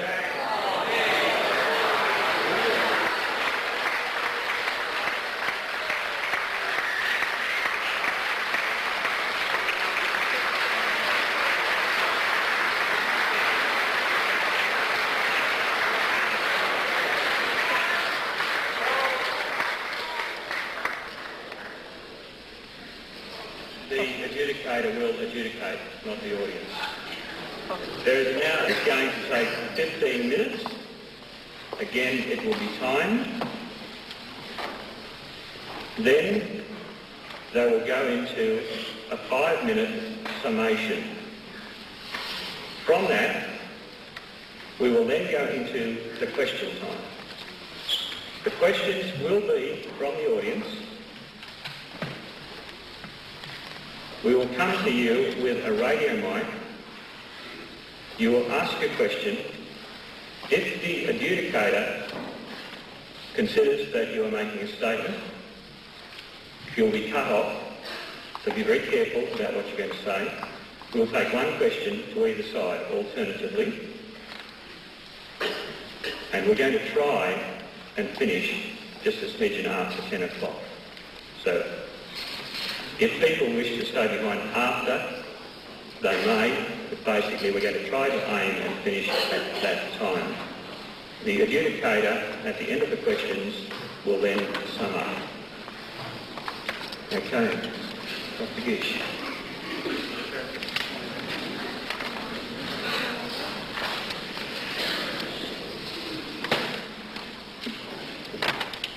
Ladies and gentlemen, may I point out first of all that Dr. Plimer presented not one single iota of evidence for evolution.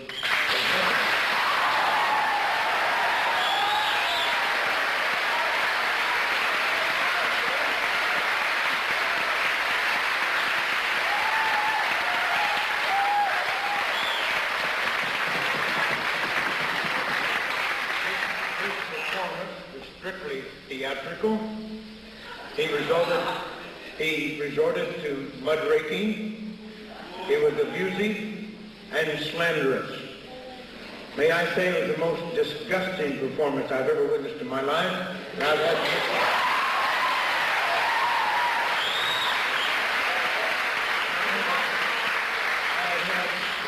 200 debates throughout the world, and some of the leading evolutionists. Now, first of all, about Dr. Denton. I just had lunch with Dr. Denton yesterday. I had a nice long conversation with him.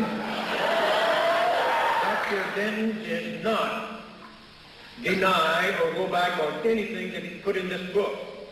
This is what he did say, that if he were going to write a book on this subject, that he would take a different approach. The evidence that he discussed in here, he said, is subjective. And really, just about all evidence on evolution is subjective. But from the perspective now in genetic research, he believes it's possible to objectively establish whether evolution is possible or not. And certainly from his present state of knowledge, he believes it to be objectively proven that it's impossible. So if he wrote another book on this subject, it would be from the perspective of genetics. But he has not withdrawn anything that he's put in this book. That was a false claim.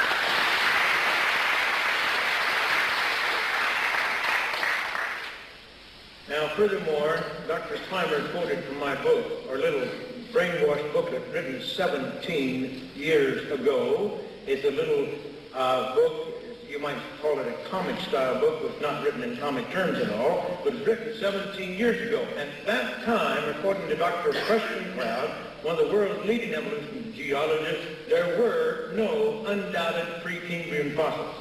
That's what he said.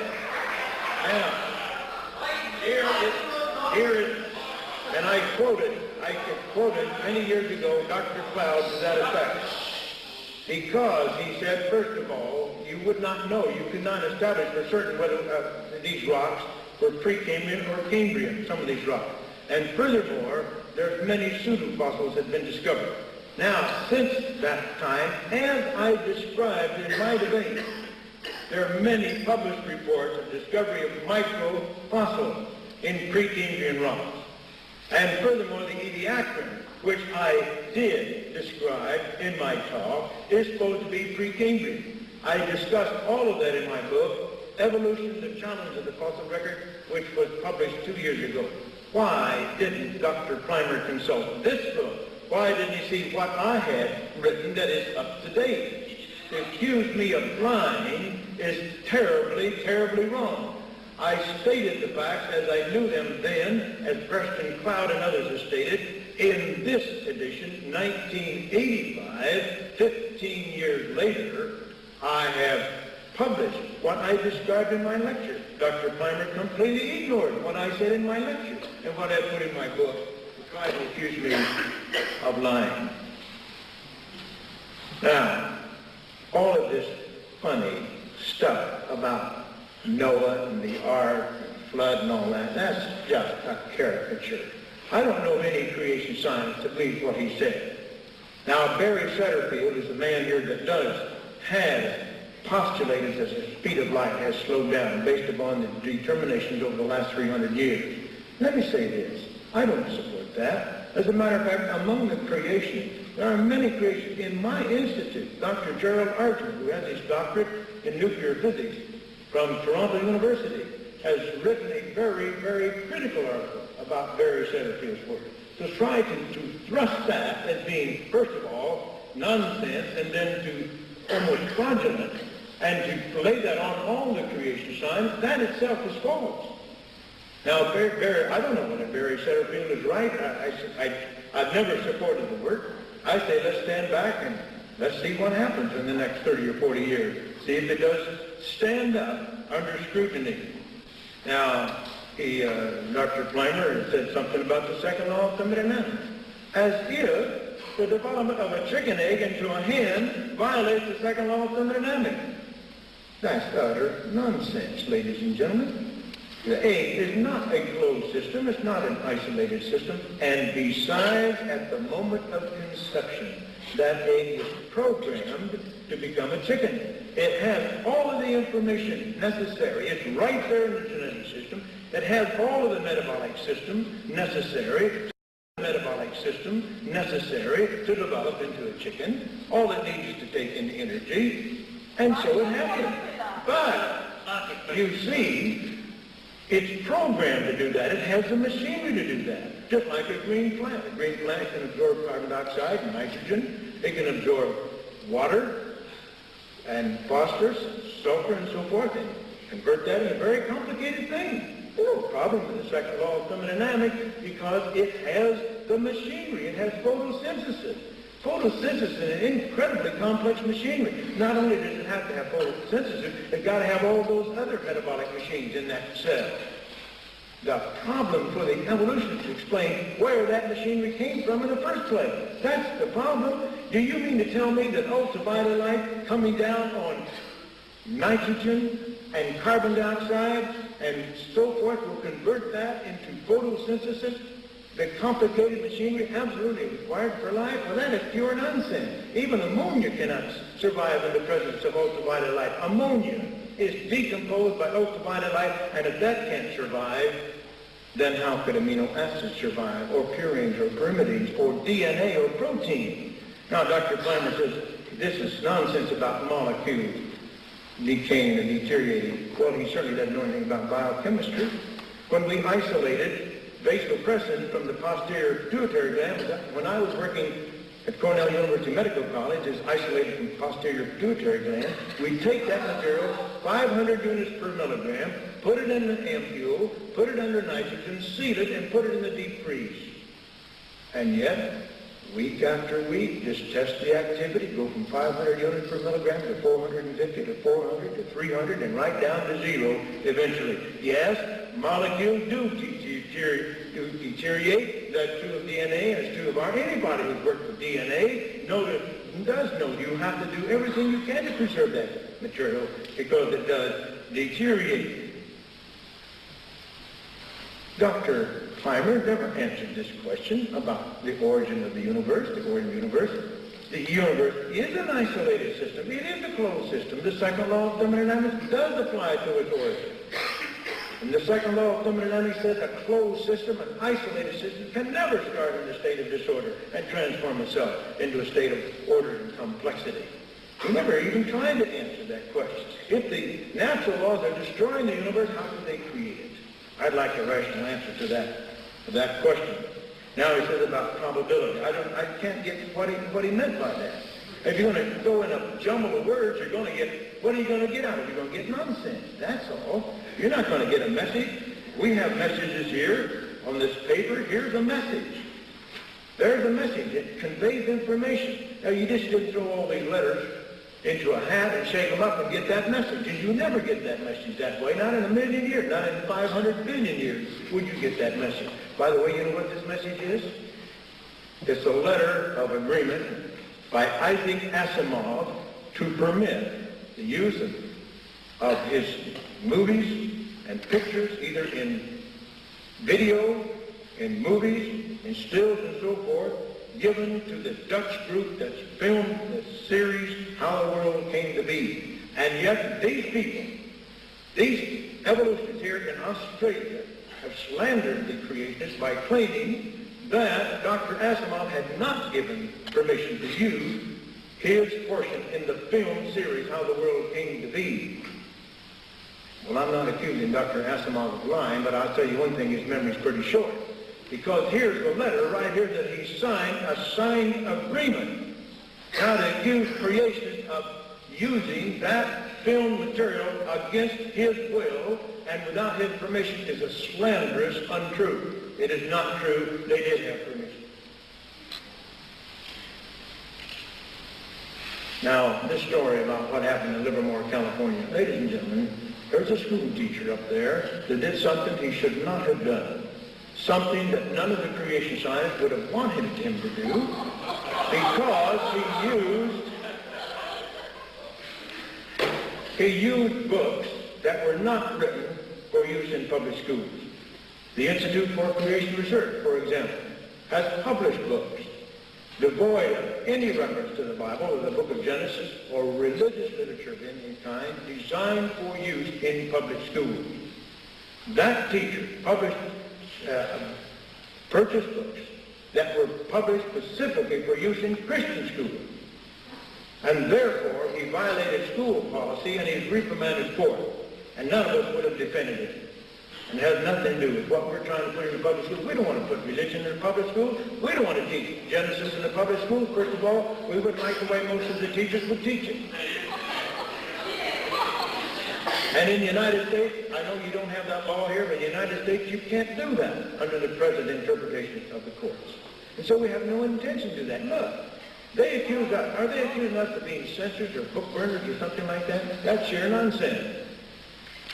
In the United States, 86% of the American people want creation taught in the public schools. Only 8% wants evolution only. 6% have no opinion. All right, 86% to 80. What's happened?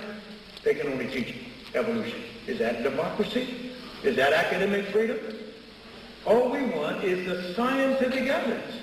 That's what we want taught, the kind of evidence that I presented tonight. Now, if somebody wants to try to refute it, if one wants to talk against it, that's fine.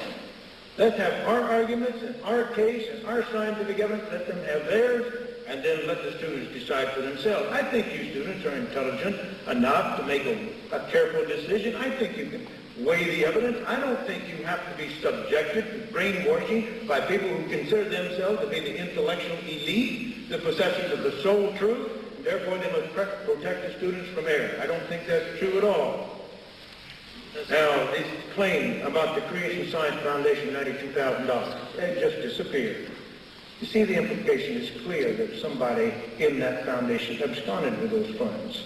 Let me tell you, they had some reserve funds which they invested at the advice of some investment firm, and the rascal in the firm absconded with the funds.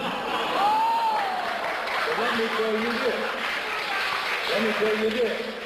Recently, in the United States, E.F. Hutton had invested $40 million in an investment firm, and somebody in that firm absconded with all that money, including millions of dollars that belonged to other people. Now, are you going to accuse E.F. Hutton of being a bunch of crooks or something like that? Listen, the Institute for Creation Research, we have reserve funds too. We're not going to put that under the carpet. We're not going to hide it. We are going to invest it somewhere to give us a return. Now, of course, if you want to be absolutely safe, you put it in insured bonds or something like that. But sometimes there are people you trust who promise you a good return, and you invest your money and you lose it sometime. But to accuse the creationist of being somehow guilty of fraud or thievery or something like that is downright shameful. Now, these things about the proteins. I made a statement, verbal statement, never published it, never put it in print, that the albumin of humans are more similar to that of frogs than that of chimps, or at least as similar.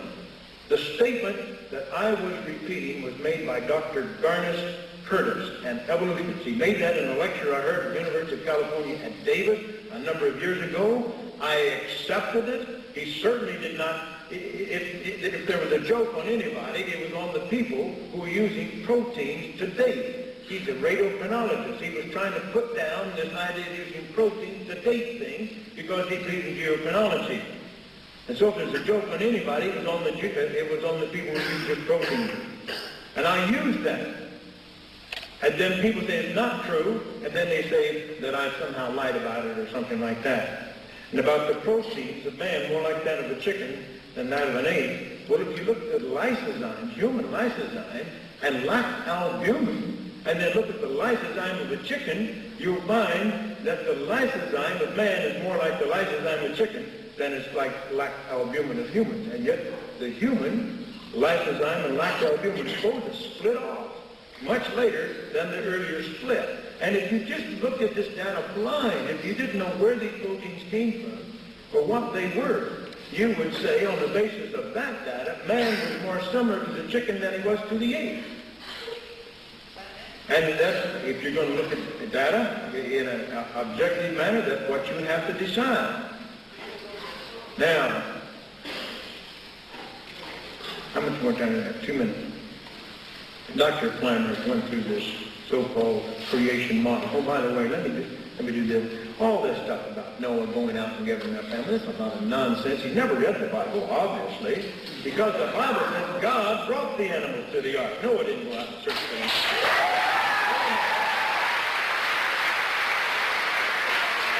Furthermore, if you read the Bible, he said that the Bible says only those land-dwelling, air-breathing creatures had to go on the ark, and there's only about 20,000 such species today, not 4 million. And so what he's talked about is simply out of nonsense. Now, here's an article that appeared in the Australian Science Teacher's Journal, May of 1986, on page 37, by a science teacher, an Australian science teacher. The abstract reads as follows. The evolution versus creation debate has come to Australia. Some evolutionists contend that creationism is pseudoscience because creationists introduced a supernatural being into science. From the standpoint of the philosophy of science, this view is erroneous. Both evolutionary, naturalistic, and creationist views are metaphysical and can act as frameworks to guide science. If both views of the origin of life are metaphysical, then it is indoctrination to teach one view in the classroom. Classroom science teaching should reflect an accurate picture of science. At present, classroom science is portrayed from a discredited inductivist viewpoint which uncritically presents evolution as science and creationism as pseudoscience. If criticism is an important component of science, then good science teaching would inform a student of the tentative nature of any theory concerned with the origin of life and teach both evolutionary and creationist ideas together. End quote. I agree totally with that view. Ladies and gentlemen, I presented what I consider to be careful, reasoned, serious scientific evidence supporting the creation model. I've been subjected to the worst abuse that I've ever seen in my life. And I want you to remember this. When somebody does that, he's simply admitting that his scientific case is weak. Because if he had a strong scientific case, he could state the fact. The facts would speak for themselves. Thank you very much.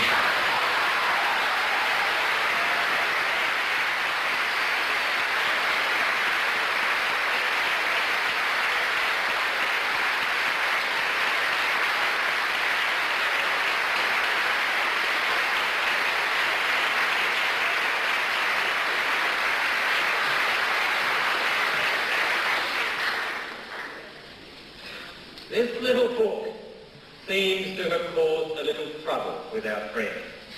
It was written 17 years ago, and he refused it. Why is it I could buy it outside 20 minutes ago?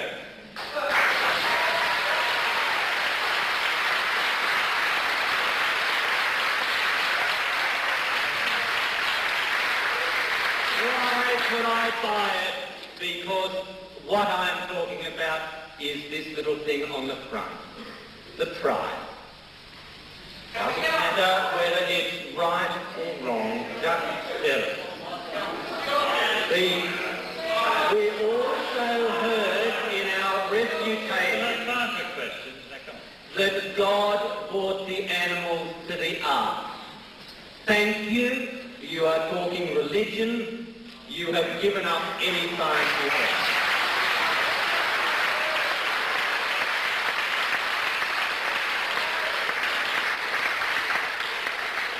The debate here tonight is not religion versus evolution or creation versus evolution. It is a total debate on science. You cannot pull evolution out of the total integration of all of science. But let me tell you about some of I have a very nice scientific fact to show you, and I will call you onto the stage if you'd like it in a minute. Our scientific experts that have been quoted, again we go to the source. We have a Dr. Harold Slusher. Slusher has a DSc degree from the Indiana Christian University, which is not an accredited institution, and a PhD from the Columbia Pacific. That is equivalent to the Ironclad Hotel at Marble Bar giving you a doctorate. That's the sort of qualifications we have.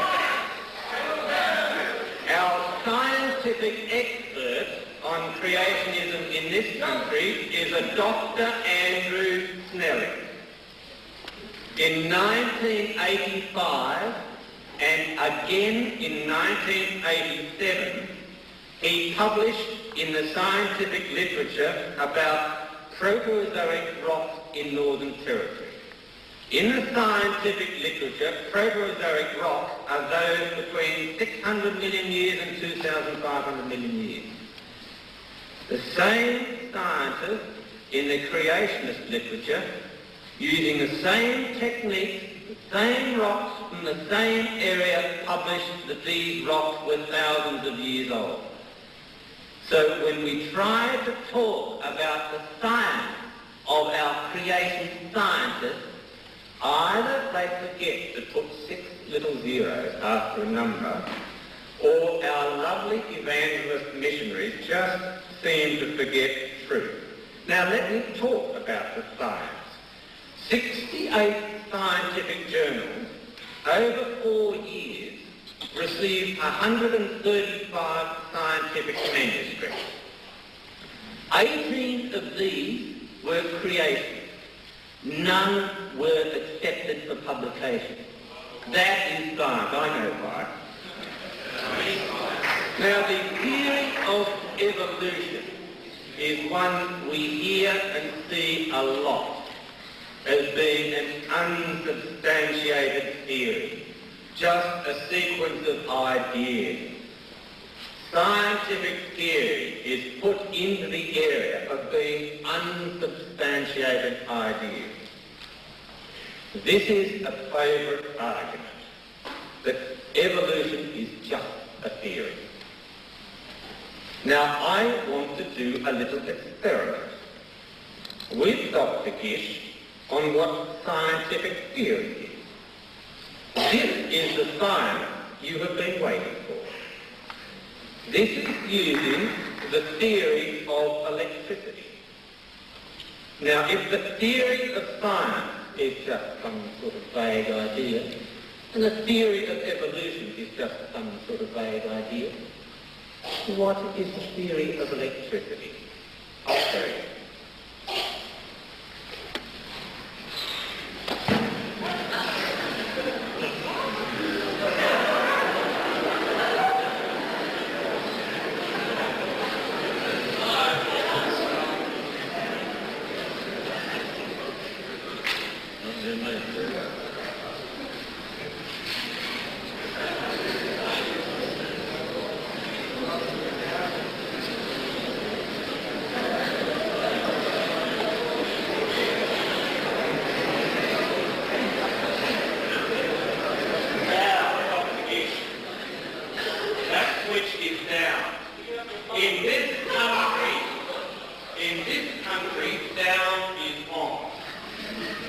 In this country, Dr. Gish, it is 240 volts, not 110 volts. Now tell me about the theory of science. Touch it. He can't. He can't. Since you've invited me to do so, I will do so. That is repeatable, testable science. But your notion that an ape has evolved into people, can you see apes evolving into people today? Can you go out there and see that?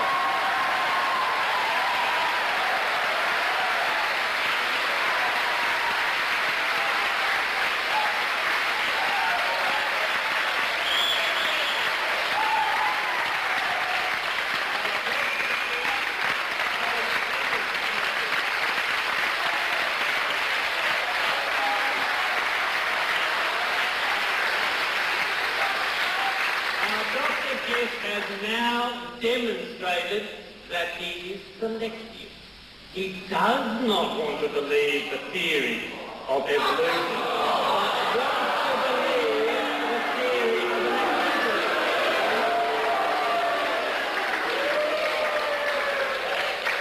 Now, I would also like to demonstrate with this the second law of thermodynamics.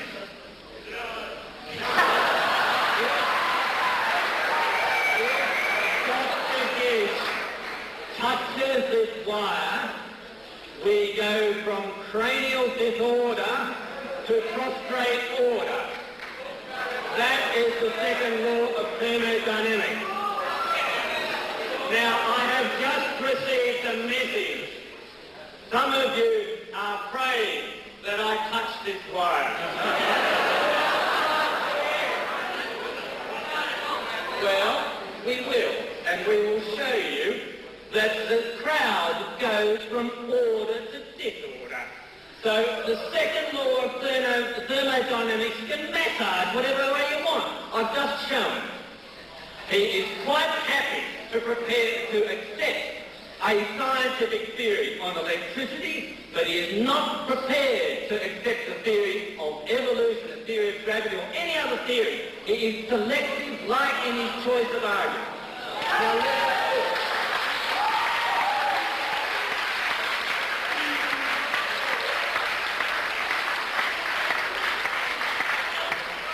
let us look now at evolution.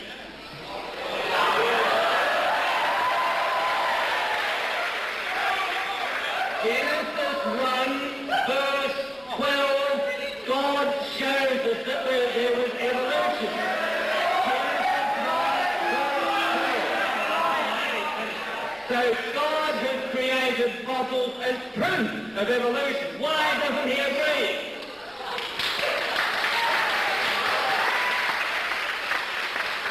We also find in Joshua that the earth is flat and that the earth is the centre of the solar system. That the earth is flat and that the earth is the centre of the solar system. Even Gish, out of the 88 scientific statements in here, he got one right. The earth rotates around the sun. So if you want to have creationism using the Bible, like the Noah's Ark example we heard, then you must be consistent and agree that the earth is flat, or if you go to Kings or Chronicles, that pi is equal to 3, and on we go. The rebuttals that we hear are based on dogma. So if you take out of creationism, if you take out all the misquotes, all the errors, and all the misleading statements, then you've got nothing left. Creationism's got nothing to do with science or nothing to do with truth. Now, why do I come across so firm? I'll tell you why. The parents from Livermore School, from Livermore in California, were Christian parents, and their children were driven to atheism by his writing. That, I think, is something to be upset about. The argument tonight has been between science in toto, which incorporates physics, chemistry, geology, biology, astronomy, all of culture, all of religion, against a fundamentalist organisation who, on public record, have left a lot to be desired. They are in the business of making money not for God but for mammon, and I just helped them by purchasing that.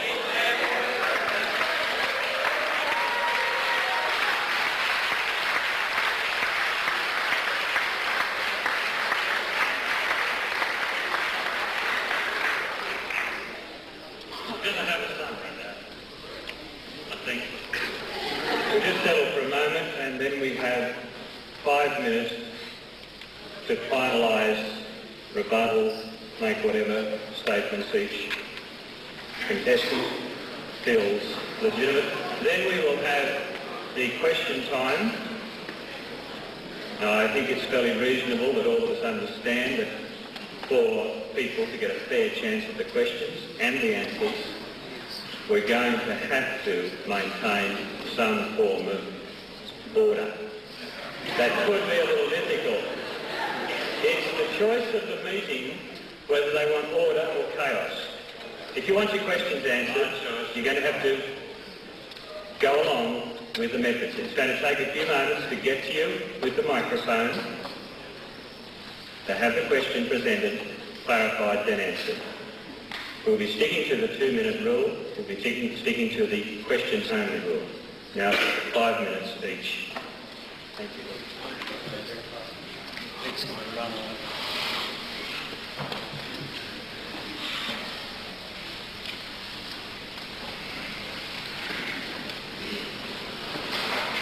I greatly regret the deteriorating situation we have seen here tonight. Now, you are a witness. My initial presentation, I set a tone that was reasonable, that was at an academic level. I was genuinely, I did not heap any abuse on my distinguished opponent or make any charges of any kind. But Dr. Plimer then set a very different tone to this meeting. It deteriorated into pandemonium, you might say, and abuse and muckraking and all that sort of thing. And we see the result here tonight. I think it's very unfortunate. I don't see why we can't have a reasonable discussion between two men of science who hold different views and different interpretations of the data. I don't know why we can't do that. Why we have to see what we've seen here tonight. Very, very regrettable. And I assure Dr. Plimer, if he ever visited our institute, at San Diego and gave a lecture, he'd be given great respect, and we'd listen quietly and show him respect that a visitor should be shown. Now, he did this little trick of electricity. Look, That's a testable, repeatable, scientific experiment. But I like Dr. Plimer. I'd like to ask him what happens when he gets hit by lightning. Now there comes an endpoint of energy. He's an open system. He gets all that energy, gets hit by lightning. Does it become more ordered, more complex? I should say not. He gets obliterated.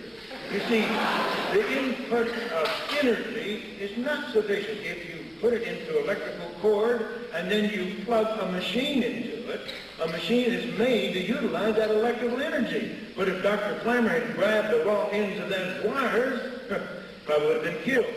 Now that's the difference, you see. And he made the experiment for me. I thank you very much, Dr. Plimer, for that fine demonstration. Now, he certainly doesn't know the difference between scientific theories and inferences and so forth. Like Stephen Jay Gould said one time, why, just because we didn't understand the laws of gravity, that doesn't mean that apples don't fall off trees. And just because we don't know the mechanism, that doesn't mean that apes didn't evolve into people. Listen, all of us have seen apples fall off trees, and you can see that happen repeatedly. Have any of you ever seen an ape evolve into man? You see, that's the difference. But they don't seem to recognize the difference between this inference or this imagination and testable scientific theory. Please notice, I describe two mammoth gaps in the fossil record. The gap between microscopic single-cell organisms and the so-called Cambrian explosion. That's not my words, that's the words of standard geologists. The sudden appearance of this great array of very complex creatures supposedly involving hundreds of billions of years of evolution. We ought to have billions and billions and billions of those intermediate. We don't even have one. And then we supposedly have one of those invertebrates evolve into fishes. 100 million years. Billions times billions of things would have lived and died. We don't have tens of millions, hundreds of millions of their possible. We don't have one. I challenge Dr. Plimer to explain why that is true. Why do fishes suddenly appear fully formed? Every major kind of fish we know anything about. It's true. There's not a trace of an answer. Dr. Plimer never tried to answer that because he cannot answer. He has no answer. The evidence is very clear. Now, furthermore, this claim we're in the business of making money. Let me tell you this. Right when we founded the Institute, Dr. Morris and I, the president, we established a policy immediately. We would never accept 1 penny of any honorarium. Any money given to us as speakers would go to the Institute, not to me. Now, Dr. Plimer, if he was over there and he was debating me, the money he would get would go in his pocket.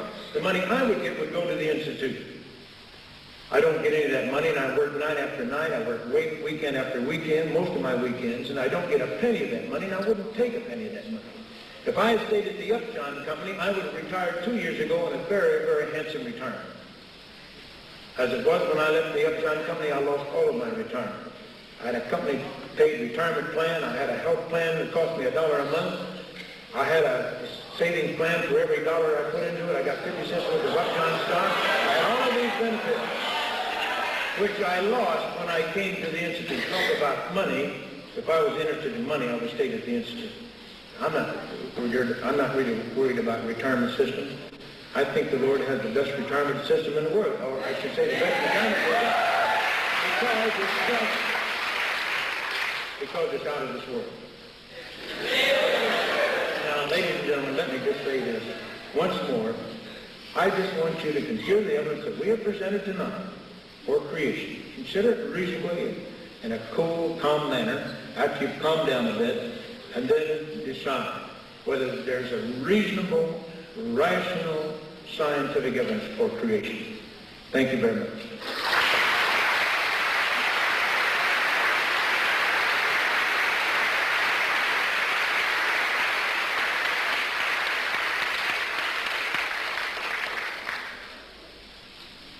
In the Supreme Court of the United States, evidence was presented by 72 Nobel Prize winners, 17 academies of science, and 7 scientific organisations, and this evidence stated that creationists wish to relabel religion as science and it is sectarian religious dogma.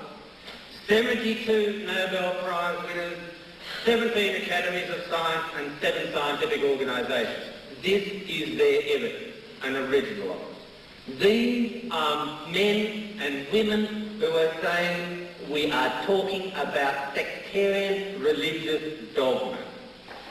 Creationism is an attack on religion, it's an attack on culture, and it's an attack on science. That is why I refuse to separate out gravity or which way up rocks are. It is an attack on our whole society. This booklet refers and cites as evidence some of his writings and writings of others, like Snelling and our scientist Setterfield, who has decided to change the speed of light. If one changes the speed of light, that is a magnificent scientific breakthrough. That apparently has been done by creation.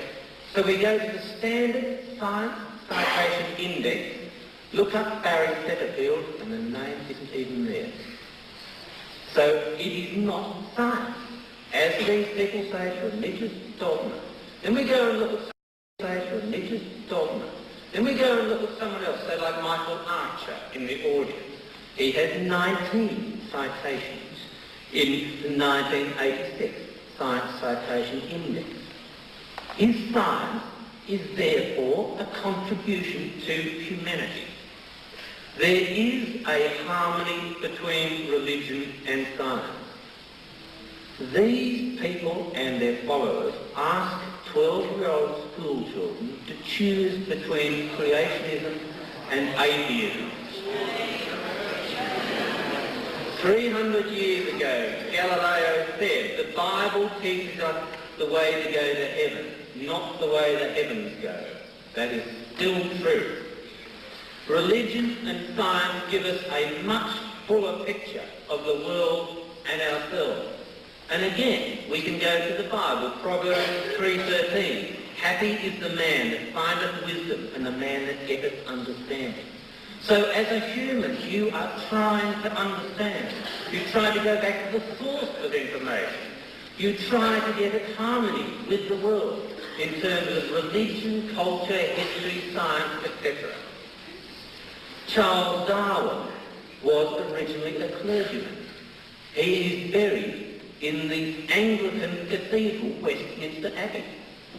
Surely that is the harmony of religion and science. Science never asks you to give up your faith. Creationism demands that you give up common sense. It demands to give up your faith, and it demands to give up your money for mammon. What are we left with? I think my closing statement can only be out of the temple money changer.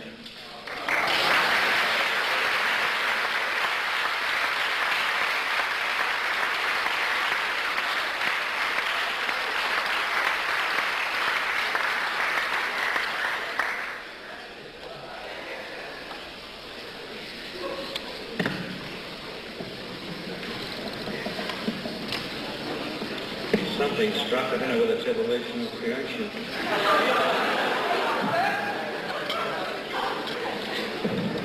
It's going down. I think we need to thank both men for contributing to a very educational, inspirational evening.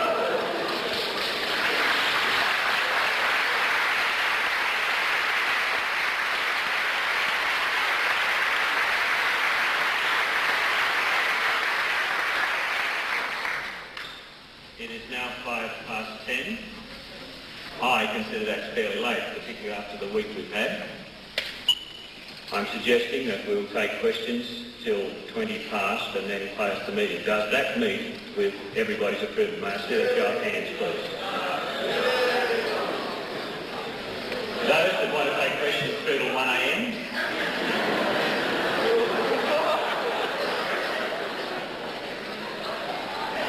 Now, a word of explanation. The questions As outlined before, questions only. There will be 2 minutes to answer them. Dr. Gish will take the first question. Due to a slight problem we have with the radio mic, we'll be doing a little experiment as we go to make it work correctly. I need some help to pick out the question as I'm looking into light, and I am now going to be wandering around the audience. Can I have somebody? Can you see hands that go up? Yes, can you pick the first one? Well, he was quickest.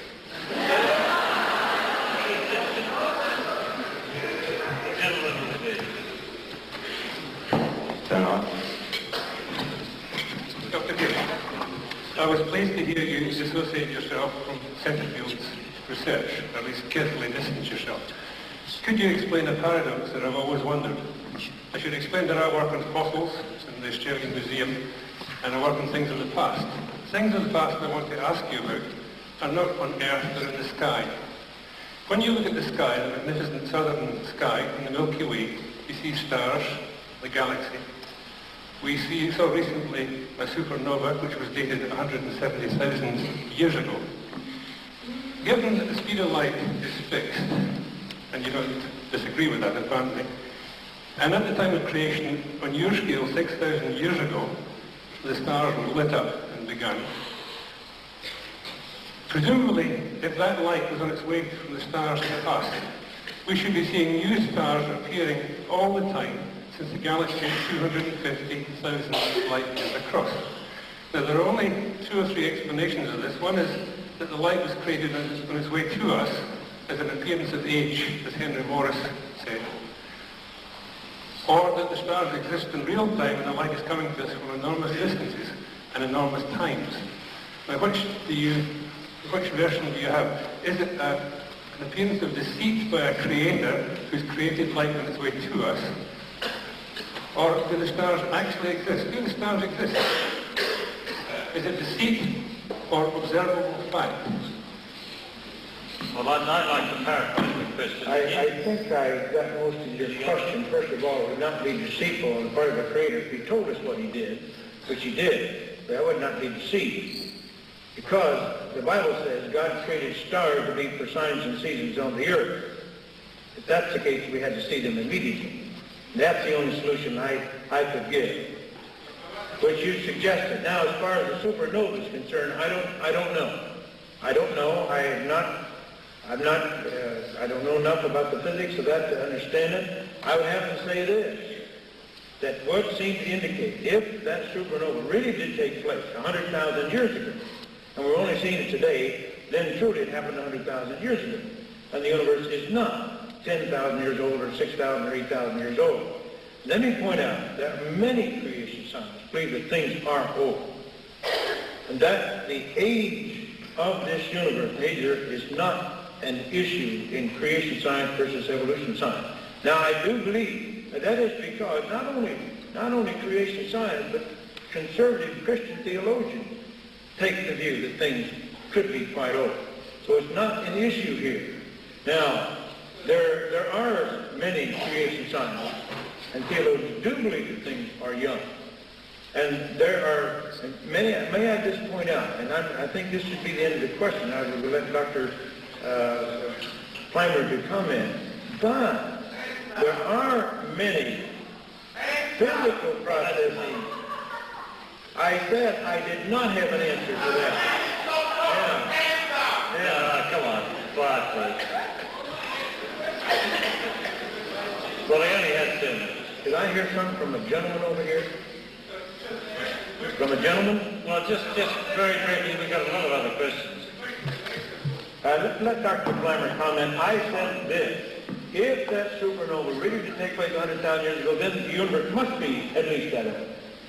But, okay. That'll do. Dr. Gish, I have most of your books. And in your books, you clearly, repeatedly state that the world is very young, 6,000 years. You may stretch it to 8 or 10, but that's the furthest that the creationists will go. Now, I only talked about the backyard of our universe, our galaxy. If we go further to galaxies 10,000, million light years away? It is the same answer. There's many evidences on both sides of that question. There are creation scientists and Christian theologians who believe that the weight of the evidence indicates that things are very old.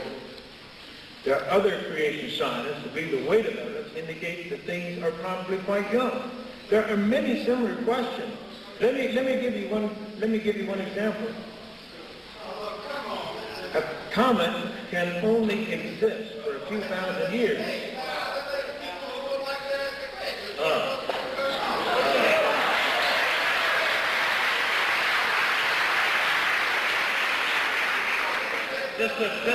I'll ask you a question in a minute, Dr. Avalanus. I've got it all written down here. Could we have a comment on that, please? Hey, did you want to comment on that answer? I have a question coming from you. Right. Okay. Question. Dorothy Dix one, apparently. I would like to ask Dr. Plimer if he can explain why the major Christian churches, the Jewish churches, reject creation science as a travesty of the Bible.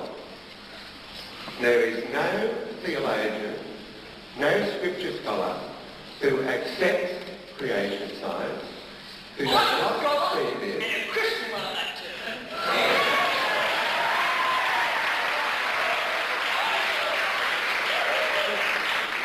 With all due respect, you're a living fossil.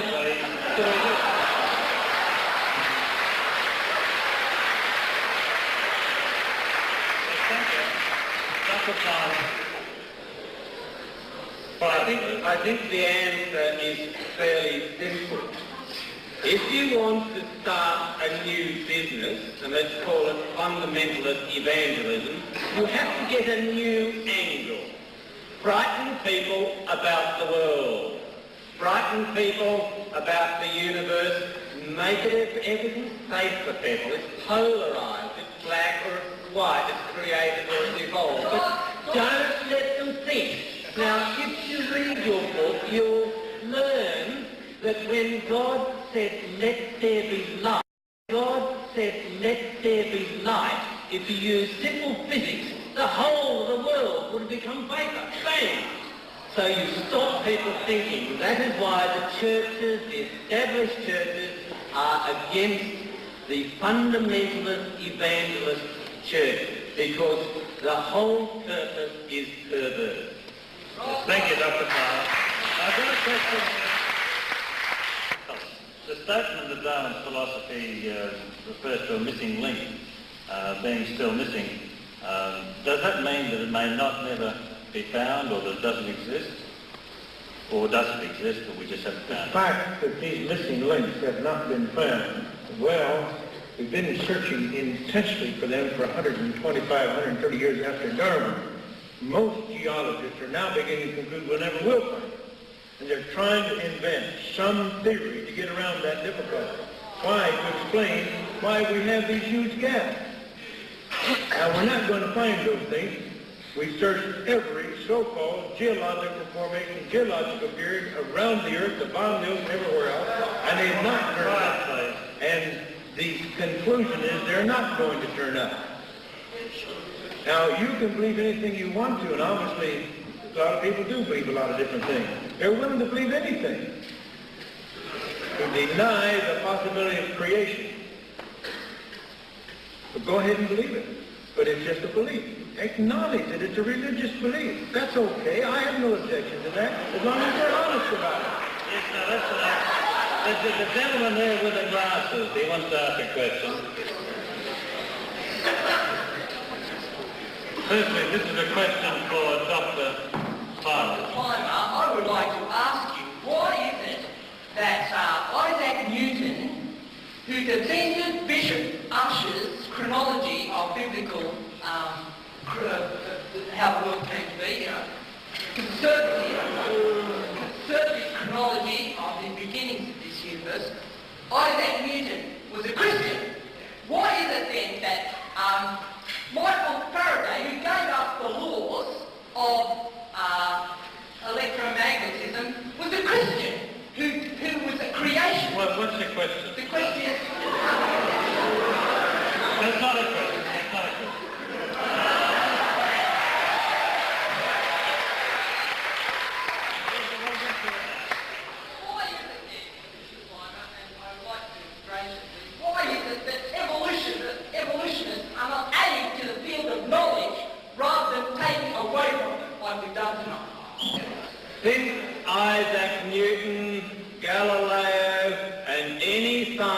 evidence of the past that you would like to mention?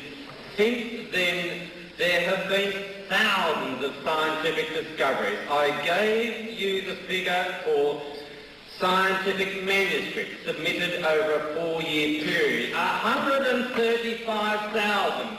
You want science not to have advanced. That's why you think like you do.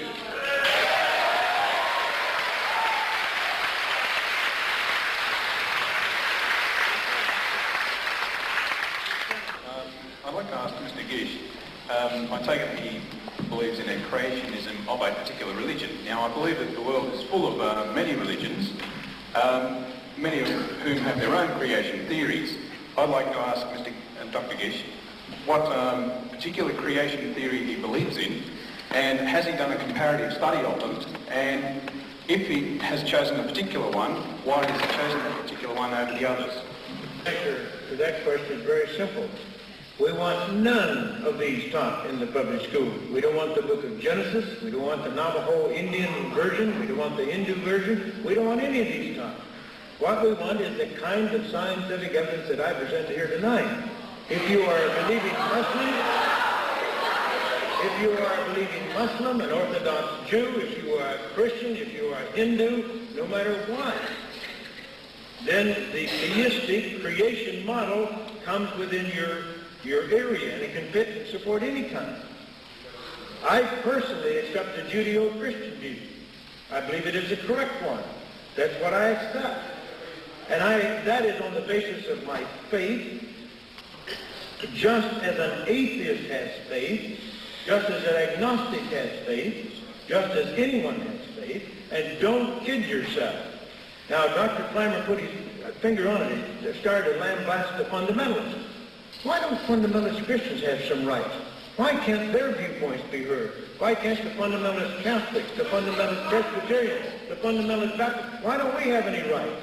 Why is it only the liberal and the agnostic and the atheist? Right now in the United States, what they say is this: you have 1,000 kids in a school, and if there's one atheist, you can't teach anything that would even hint at the existence of God.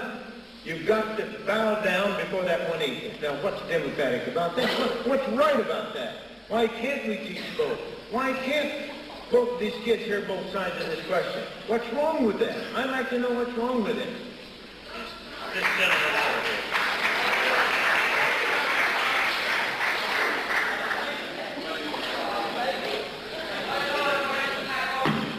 I would just like to know, and for you to explain to us, how the evolution of the human eye came about and how you explain complexity in it.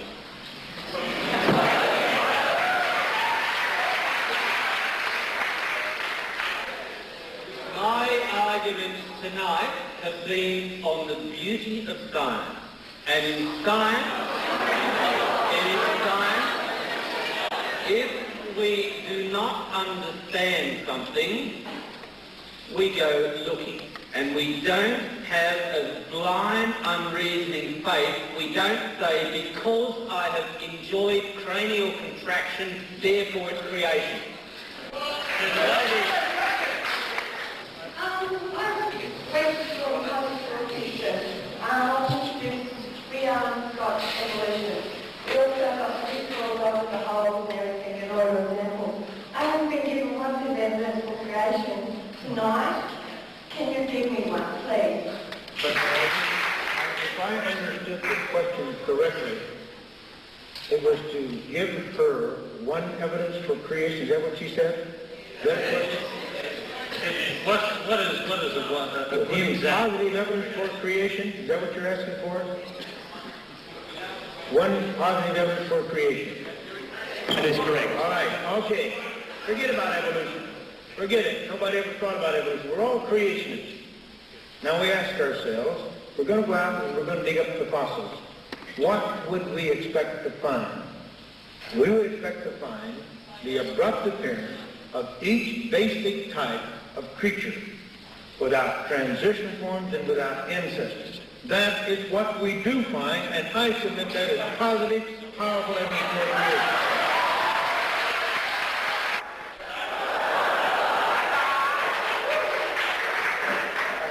Here is evolved. Michael Archer here. Thank you.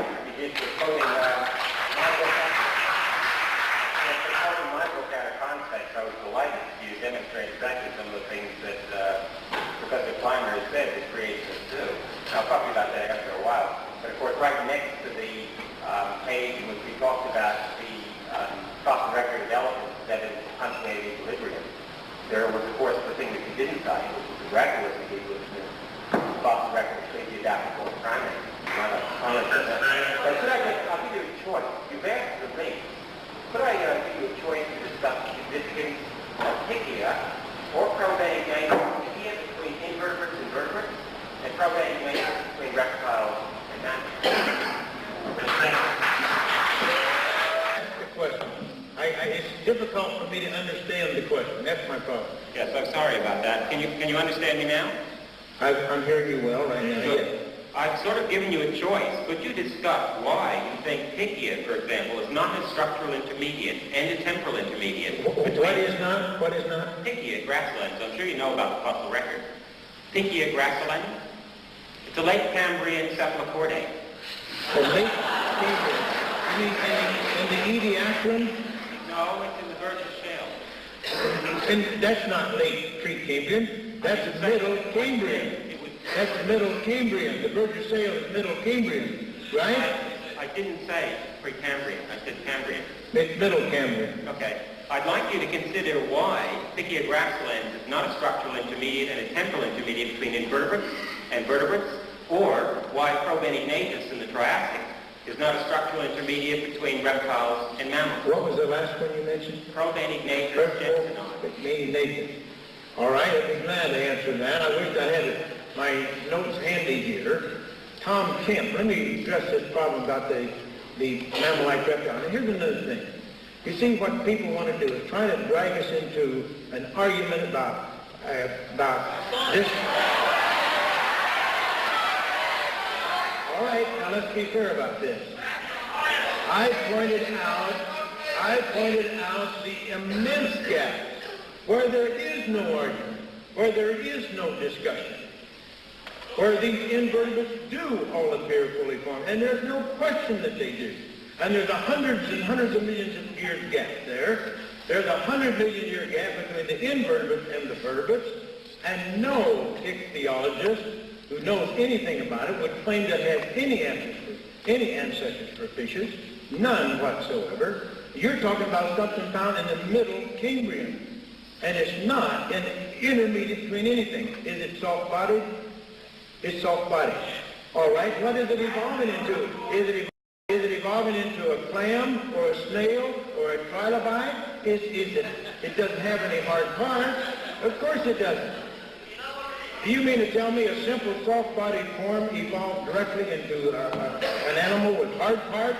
Dr. Gish, could I just ask you, do you know what a cephalochordate is? Dr. Simpson himself said that was ridiculous because the anatomy of a simple soft-bodied creature is totally different in anatomy than invertebrate has hard parts, because the soft anatomy, listen, the soft anatomy of an animal with hard parts is intimately integrated with those hard parts. And if a soft-bodied form evolved into a creature with hard parts, did it do it overnight? Would it have some transition form? There are none. You don't have any transition forms. Dr. Gish, you are over time. I think it's relevant to the scientific information. One,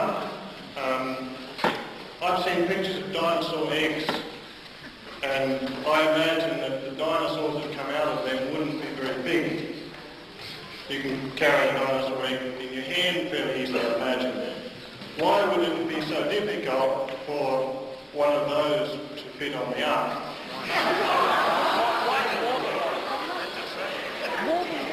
Secondly,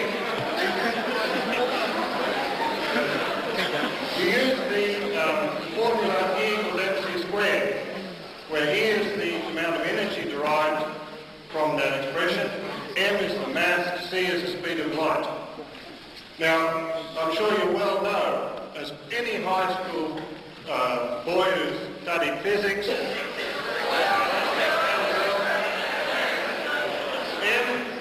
that only applies to nuclear-type reactions where the mass is totally converted to energy, where there's no, that is exactly that mass is converted exactly to energy. That has absolutely nothing whatsoever to do with chemical reactions as go on in burning fires, to my knowledge. So if you respond, thank you. Okay. Spending a ride on after a year. The second part of your question is you are quite wrong in elementary physics. You are converting wood into gas. It is a very simple reaction. Even if you only burn a fraction of the wood, you still have a factor of 40 billion times to consider. Now, I don't care whether you burn a little sliver of the wood, the reaction still applies.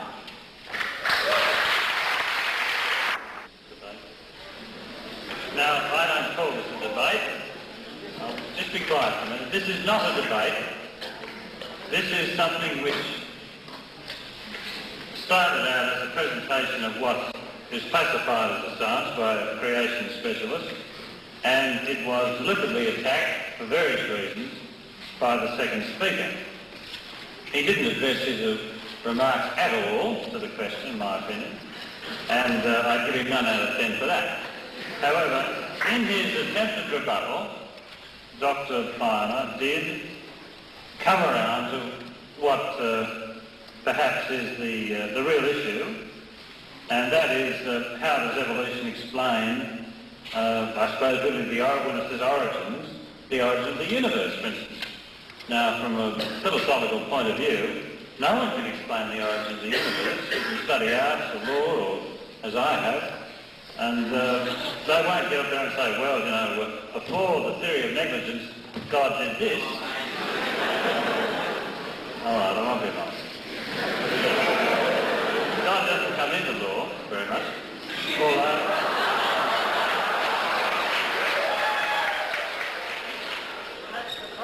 So I don't think that Dr. Plimer stuck to the point at all. I think Dr. Gish did attempt to give some sort of explanation as to how the universe came to be. And of course, he said he wasn't quoting Genesis, he was going to give a scientific explanation.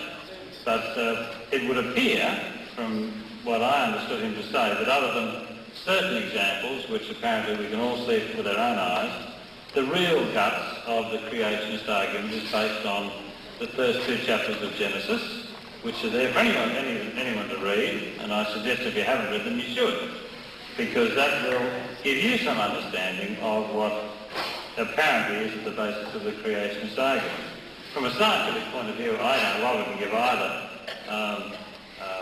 speaker a terribly high mark, and I don't think they've produced all that much information which backs up either theory. So really it's just a matter for you to decide for yourselves.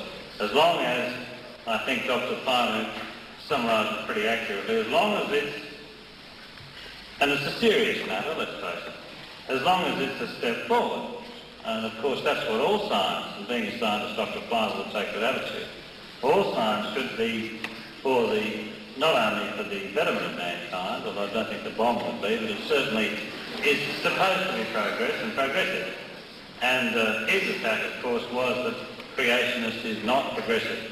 And that's something that you have to decide is an attempt to teach something which basically it would appear to be biblically based in the schools as a science, as a creation science. And it would appear that that's something really, from what I can see here tonight, that everybody must make a decision on.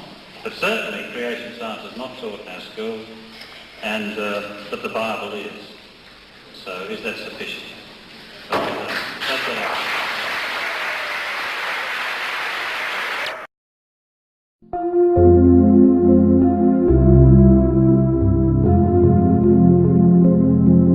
The fool has said in his heart there is no God. They are corrupt, they have done abominable works. There is none that doeth good. The fool has said in his heart there is no God. God tells us what to do. Some obey, some resist. The fool says in his heart that God does not exist. This is how the foolish justify the evil they have done. It takes a fool to say there is no God. Psalm 14 verse 1.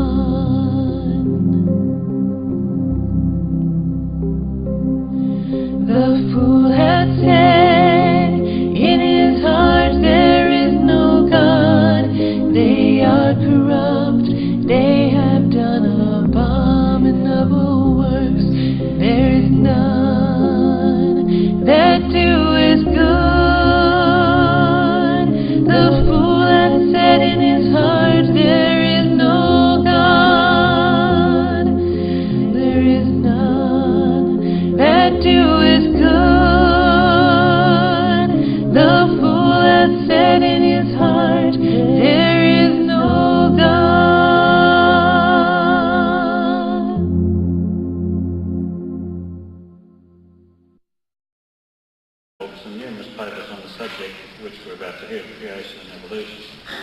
He's lectured and debated on this subject at major university campuses, it doesn't say why, throughout the United States and over 25 foreign countries. He's a fellow of the American Institute of Chemists and is a member of the American Chemical Society. I don't know what that is either. And the American Association for the Advancement of Science. He is listed in the American Men of Science and Who's Who of the West. The second speaker is Mr. Plimer, BSc Honours, PhD. It's a bit shorter. He's worked at 4 different universities. He will speak secondly. And he's worked also in the mining industry. He's currently Professor and Head of the Department of Geology, University of Newcastle. So I think he speaks just Darren. Anyway, the question is, which is the pseudoscience, creation or evolution? They're both theories according to the question. So each speaker will speak for 50 minutes on that, and then we'll have a break. So it's an hour and 40 minutes. An hour and 40 minutes. There'll be no break in between the speakers, so please, once Dr. Gish has finished speaking, we'll go straight on with Dr. Plimer. So if you'll get a chance to break when Dr. Plimer speaks, sorry. After the break, there'll be a response by each member, and he will speak for 15 minutes each. And then there'll be a brief summary by each of them for another 5 minutes. After which, we'll get a chance to ask some questions.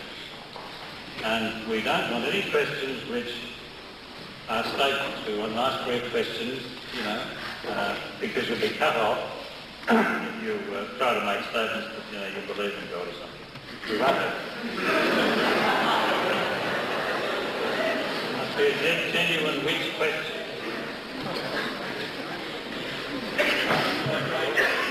Not and we'll have to wait. And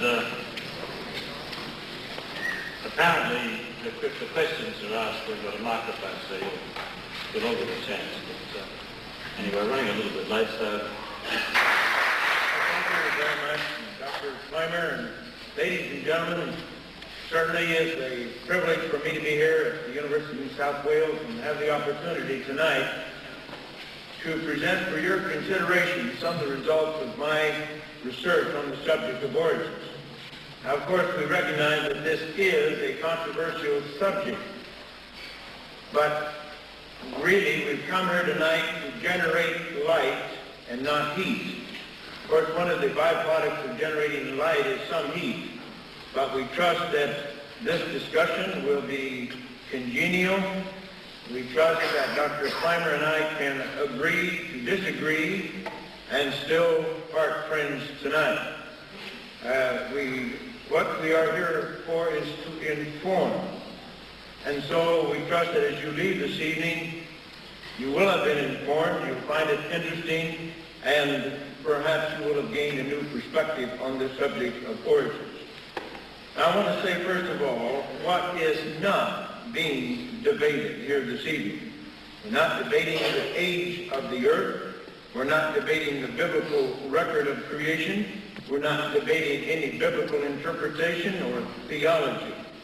We're here to debate this question of creation versus evolution. What is the most credible, reasonable, scientific explanation for origins, creation or evolution? That's the real subject of the debate. How did the universe and living organisms come into being?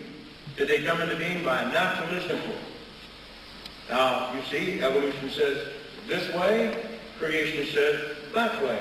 Now let's go out in the real world and let's just take a look. Let's see what's going on out there. Well, first of all, let me point out, no scientist has ever recognized an inherent tendency of matter to promote itself from disorder to order, from simple to complex. That's not known. That's not the way things go in nature. But they always have a tendency to go in the opposite direction, from order to disorder, from complex to simple. As a matter of fact, this tendency is so universal, so unfading, it's been formalized as the second law of thermodynamics. Now, the second law of thermodynamics says many things. But one thing it does say is that there is this natural tendency of all systems, whether we're talking about clusters of galaxies or stars, our bodies, our houses, machines, whatever, there all is this natural tendency to go downward, to deteriorate and to decay. And it's a natural law. Everything obeys that law. Open and closed systems, it doesn't make a difference. There's always the tendency to go in that direction.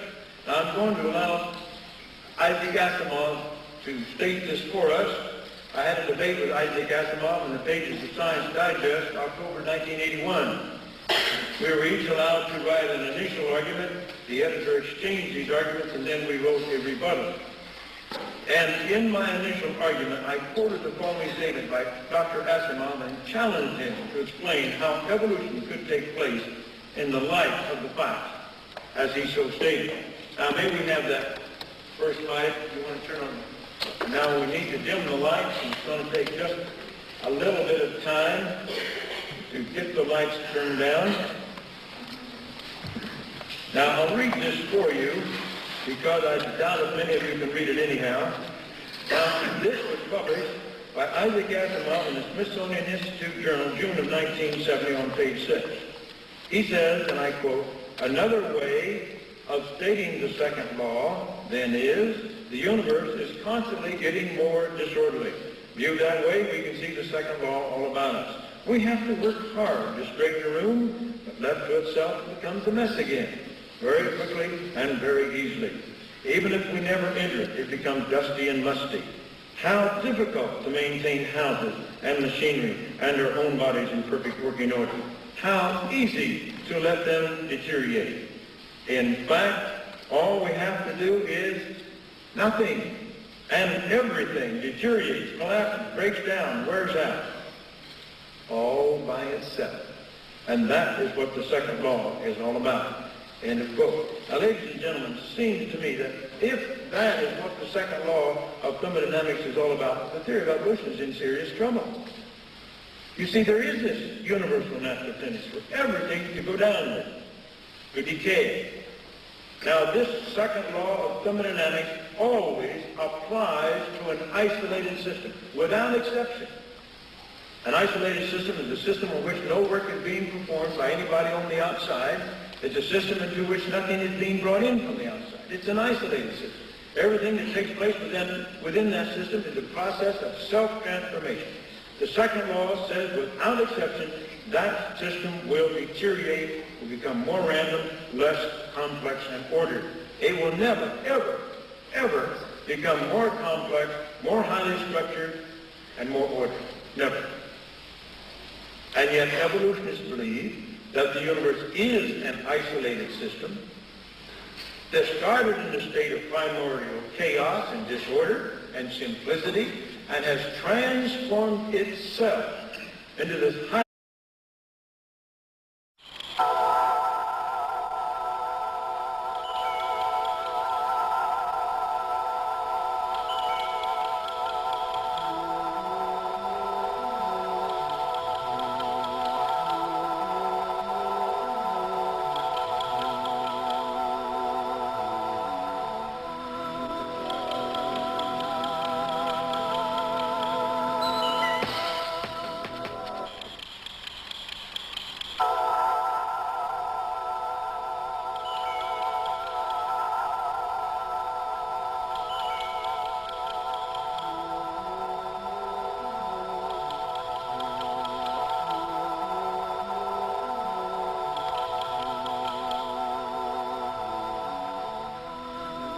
The National Alliance for Christian Leadership is an alliance of Christian organisations right across the church spectrum.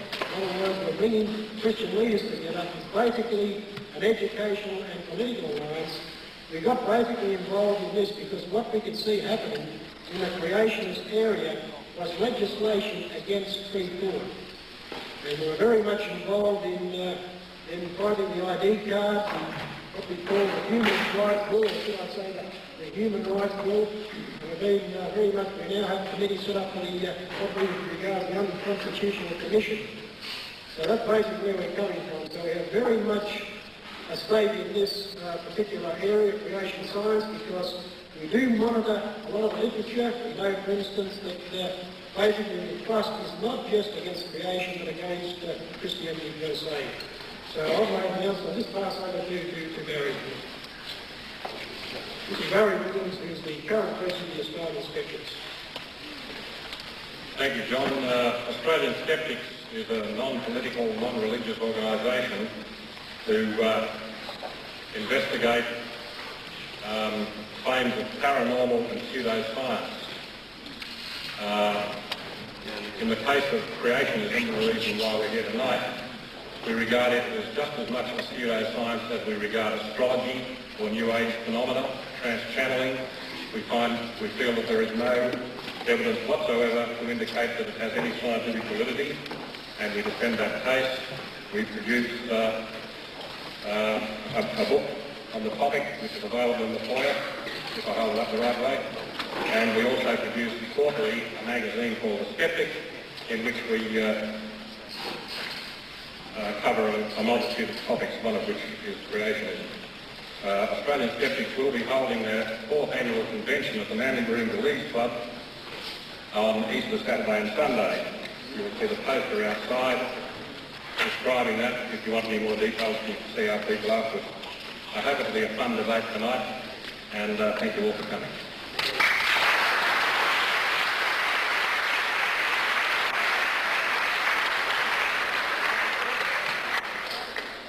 We have two distinguished speakers, and very briefly, your first speaker is Duane Gish. Now, Dr. Gish received his bachelor's degree in chemistry from the University of California in 1949. He has a doctorate in biochemistry in 1953 from the same university that was Berkeley. Must have 2 different campuses. Anyway, he spent 18 years in biochemical research, several institutions, including, I'm reading this together, including Cornell University Medical College, the Virus Laboratory of the University of California, Berkeley, the Upjohn Company, I think he has an American accent, a pharmaceutical firm in Kalamazoo, Michigan. During that time, he worked with 2 Nobel Prize winners. He's the author, the co-author of over 30 technical papers. He has authored several mechanistic evolutionary process due to properties inherent in matter or by the deliberate, planned, creative acts of a creator who is external to and independent of the natural universe. That's the basic question that we are debating here this evening. Now, these do involve, of course, our personal world views, and that's true not only of the creationists but also of the evolutionists. Richard Lewontin, professor of genetics at Harvard University, an evolutionist and whose standard secular view needs no defense, he stated in the introduction to Scientists Confront Creationism, published in 1983, that there is a fundamental contradiction between evolution and creationism. They are irreconcilable worldviews. End of quote. I agree with that. Now, if evolution is a worldview and creation is a worldview, they're equally religious, you see. They involve our personal view of the universe and reality. Must we explain origins in naturalistic, mechanistic terms, or is there a possibility that there is a God who's a creator? The origin could have been theistic and supernatural, you see. That is not a bit unscientific. Science is our attempt to observe, to understand and explain the operation of the universe and the operation of living things. It's our attempt to explain the here and now. Now, when we step beyond the limits of empirical science and try to explain the origin of the universe and the origin of life, you see we're outside of the proper limits of science. You see, there were no human witnesses to the origin of the universe. There were no human witnesses to the origin of life. As a matter of fact, there were no human witnesses to the origin of a single living thing. Those were unique events. They only happened once in the unobservable past, And you cannot repeat those events today. You cannot test a theory on how fish may have evolved an amphibian or ape into man. You cannot test a theory on how the universe may have evolved. Those are untestable theories and supernatural. Now, what predictions would we make? You know, you weren't there. I wasn't there. Dr. Plimer wasn't there. We can have any witnesses, and how can we know? Well, we have the products, you see, either of creation or evolution. And there's certainly going to be a difference between these products if we were created or if we evolved. Furthermore, the evolutionist says that evolution has occurred by natural processes still occurring today. Therefore, there must not be any contradiction between the laws of science, natural processes, and the theory of evolution. So let's look at some of these natural processes. Let's look at the science of thermodynamics. Now, if we all come from hydrogen gas, then I think you would agree that matter must have an inherent tendency, an intrinsic ability to transform itself from disorder to order, from simple to complex. And scientists should have constructed a natural law which describes such a natural tendency of matter. On the other hand, if creation is true, we would not predict that matter would have this intrinsic ability to promote itself to higher and higher levels of organization. But if anything has happened since creation, the change in its created state, this could only promote matter downward, couldn't promote it upward. Therefore, on the basis of creation, we might expect that matter would have a natural tendency to go from order to disorder, from the complex to the semi-complex universe we have today, including the millions of living organisms on the surface. Ladies and gentlemen, that is a clear violation of the second law of thermodynamics. And nobody needs to stand up and start talking about open and closed systems. Because the universe, in the evolutionary view, is a closed system. It's an isolated system. The second law does apply to that. The universe simply could not have created itself. Creation science, they decided the universe has created itself, is pseudoscience. That's not science. That's a violation of the laws of science. And if we're going to be scientists, we're going to say we're going to explain everything in the light of natural laws, then we ought to discard that theory because it violates that natural law. Now, furthermore, the whole universe is running down. You know, all the stars are burning up their fuel. Someday they're all going to be dead and cold, you see. That is, if there is no God. Or if God would not intervene, this universe is certain to die. Because inevitably, someday, all those stars will be dark and cold.